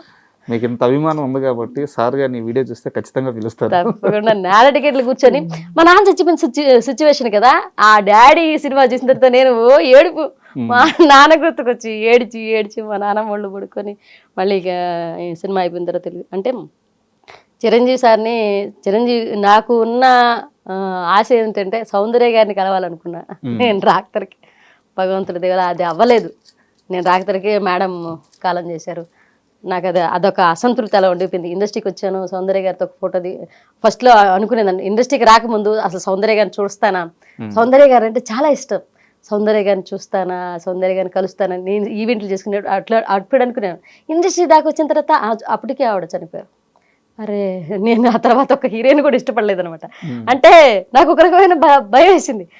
మనం ఒకవేళ అభిమానించే వాళ్ళు చచ్చిపోతే అది ఇంత బాధ ఉంటుందా అనేసి తర్వాత నేను ఎవరిని అభిమానించలేదండి. హీరోల్ని ఎవరిని అభిమానించినా కానీ వాళ్ళని కలుద్దాం, చిరంజీవి సార్ని కలుద్దాం, ఒక ఫోటో నాకు రామ్ చరణ్ గారన్న, అల్లు అర్జున్ గారన్న, నా ఫేవరెట్ హీరో ప్రజెంట్ ఉన్న జనరేషన్ అయితే రామ్ చరణ్ గారు, మహేష్ గారు అంటే పిచ్చి. మహేష్ గారు, రామ్ చరణ్ గారు, అల్లు అర్జున్ గారు బాగా ఇష్టం అన్నమాట. ఇంక చిరంజీవి గారు అంటే మా గురుగారు అంటారు నేను. సార్ అంటే చాలా. అంటే ఇప్పుడు చేతిలో ఏ ప్రాజెక్ట్స్ ఉన్నాయి? ప్రజెంట్ వచ్చేసి నవీన్ పోలిసిటీ గారితో ఒక సినిమా చేశానండి. రీసెంట్ గా చేశాను. మిత్రమండలి అయిపోయిన తర్వాత కమిటీ కుర్రాళ్ళు, మిత్రమండలి, లైలా, కా మూవీ వరుసగా ఒక 2024లోనే ఒకే సంవత్సరంలో 6 సినిమాలు చేశానండి. 6 సినిమాలు చేశాను. 1-2 రోజులు అయితే 6 సినిమాలు చేశాను. ఇయర్లో అయితే చాలా తక్కువ 2025లో. కానీ ఇయర్ ఎండింగ్కి వస్తున్న తర్వాత ఇప్పుడు సినిమాలు వస్తున్నాయి. నిన్న కూడా ఒక సినిమా ఆఫర్ వచ్చింది. రీసెంట్గా ఐశ్వర్య రాజేష్ గారు వస్తున్నారు కదా, ఆవిడ సినిమా ఒకటి స్టార్ట్ అవుతుంది. నిన్న వచ్చిన కాల్ అది. దాంట్లో 12 రోజులు అడుగున్నారండి. నెక్స్ట్ మంత్ డేట్లు కూడా చెప్పున్నారు. అదొకటి ఉంది. ఆ తర్వాత ఒడిశాలో ఒక మూవీ, ఒడిశాలో షూటింగ్ అంట, అది 5 రోజులు, అది చెప్పున్నారు. దానికి దీనికి క్లాష్ అయితే అదన్నా ఒప్పుకుంటా, ఇదన్నా ఒప్పుకుంటా. ఇంకా డేట్లు next month shooting. And serials ఉన్నాయి చేతిలో? సీరియల్స్ ప్రెజెంట్ అయితే ఏం చేయట్లేదండి. సీరియల్స్ ఎందుకు చేయట్లేదంటే ఒకసారి నేను పొరపాటుగా 2 సీరియల్స్ ఒకేసారి ఒప్పేసుకున్నాను. ఆ 2 సీరియల్ డేట్లు ఉన్నప్పుడే సినిమా చెప్పేవాళ్ళు అనమాట. ఒక సీరియల్ నడుస్తోంది, ఏముండో శ్రీమతి గారు అనేసి జెమినీలో ఒక సీరియల్ నడిచేది. అది ప్రభాకర్ అన్నాడు ప్రొడక్షన్. ప్రభాకర్ అన్న చాలా అమ్మ చెల్లి అని చెప్పి చాలా అభిమానిస్తారండి. పిలిచి మరీ నాకు స్టార్ మాలో ఒక సీరియల్ నడిచేదండి. ఏం సీరియల్ అబ్బా, అది నాకు పేరు గుర్తురావట్లేదు. ఆయన వైఫ్ క్యారెక్టర్ చేశాను నేను. మా సుబ్బు గారికి ఫోన్ చేసి, మా సుబ్బు గారికి ఫోన్ చేసి, సుబ్రహ్మణ్యం అన్న నాకు నీరజమ్మ కావాలి, ఒక సీరియల్ మేము ఇద్దరం భార్య భర్తలుగా చేయబోతున్నాం. ఫస్ట్ హాఫ్లో మాత్రం ఒక వైఫ్ ఉంటుంది, నేను తమ్ముడి క్యారెక్టర్ చేయబోతున్నాను, డ్యూయల్ రోల్ అన్న, నాకు తను కావాలి అని అంటే అన్నది ఖచ్చితంగా.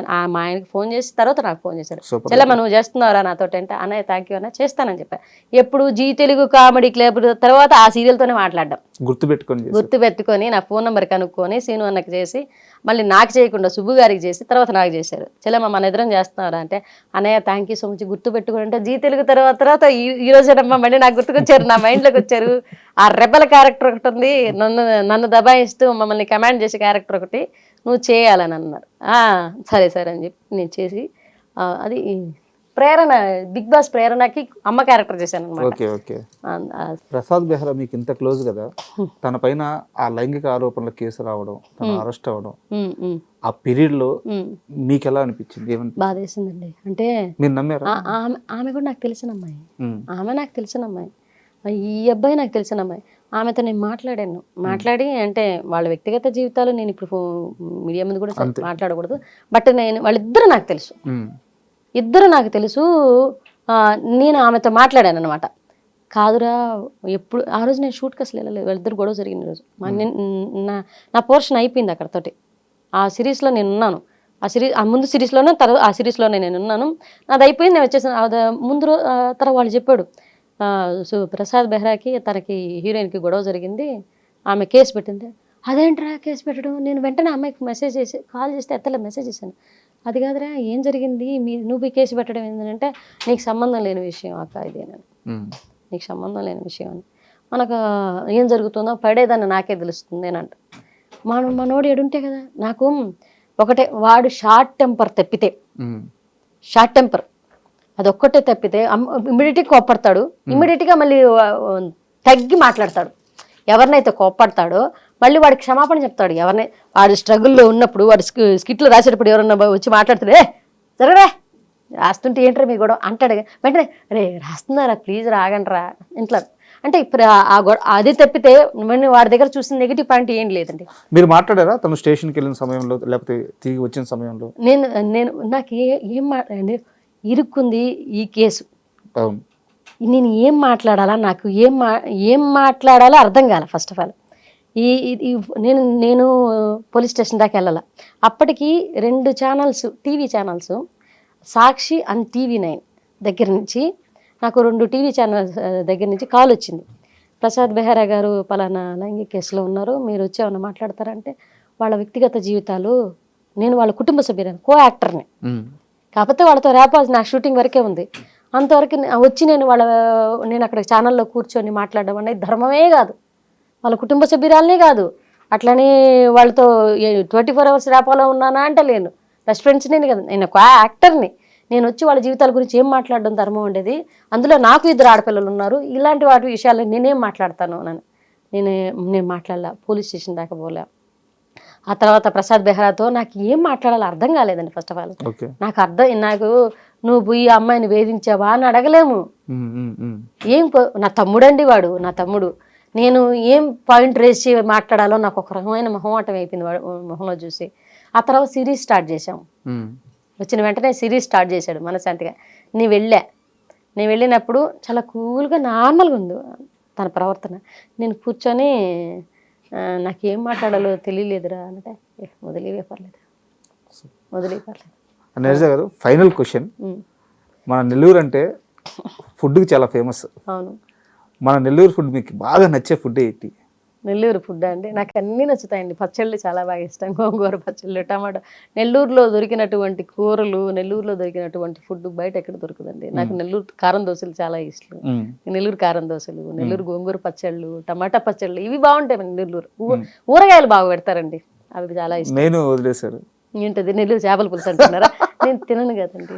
అంటే మ్యారేజ్కి ముందు తిన్నాను, అది వేరే క్యాస్ట్లో ఉన్నాను కాబట్టి. ఆఫ్టర్ మ్యారేజ్ నాకు తినడానికి అవ్వలేదు, తినలేదు, అలా వదిలేసాను అనమాట.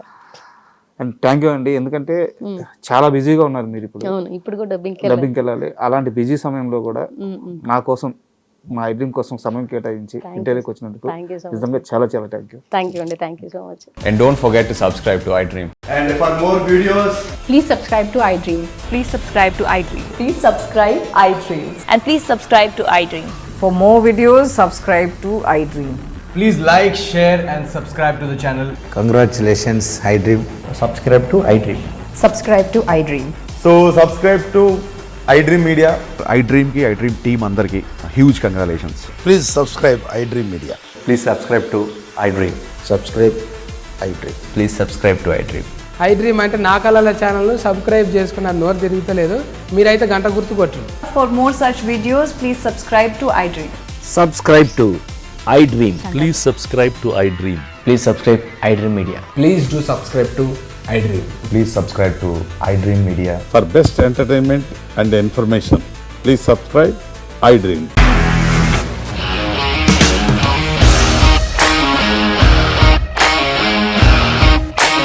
ఇండస్ట్రీలో కమిట్మెంట్ ఇష్యూస్ వస్తే నీకు కూడా వచ్చినట్టు? మార్నింగ్ తీసుకెళ్ళాలంటే కొట్టి పడేస్తారు.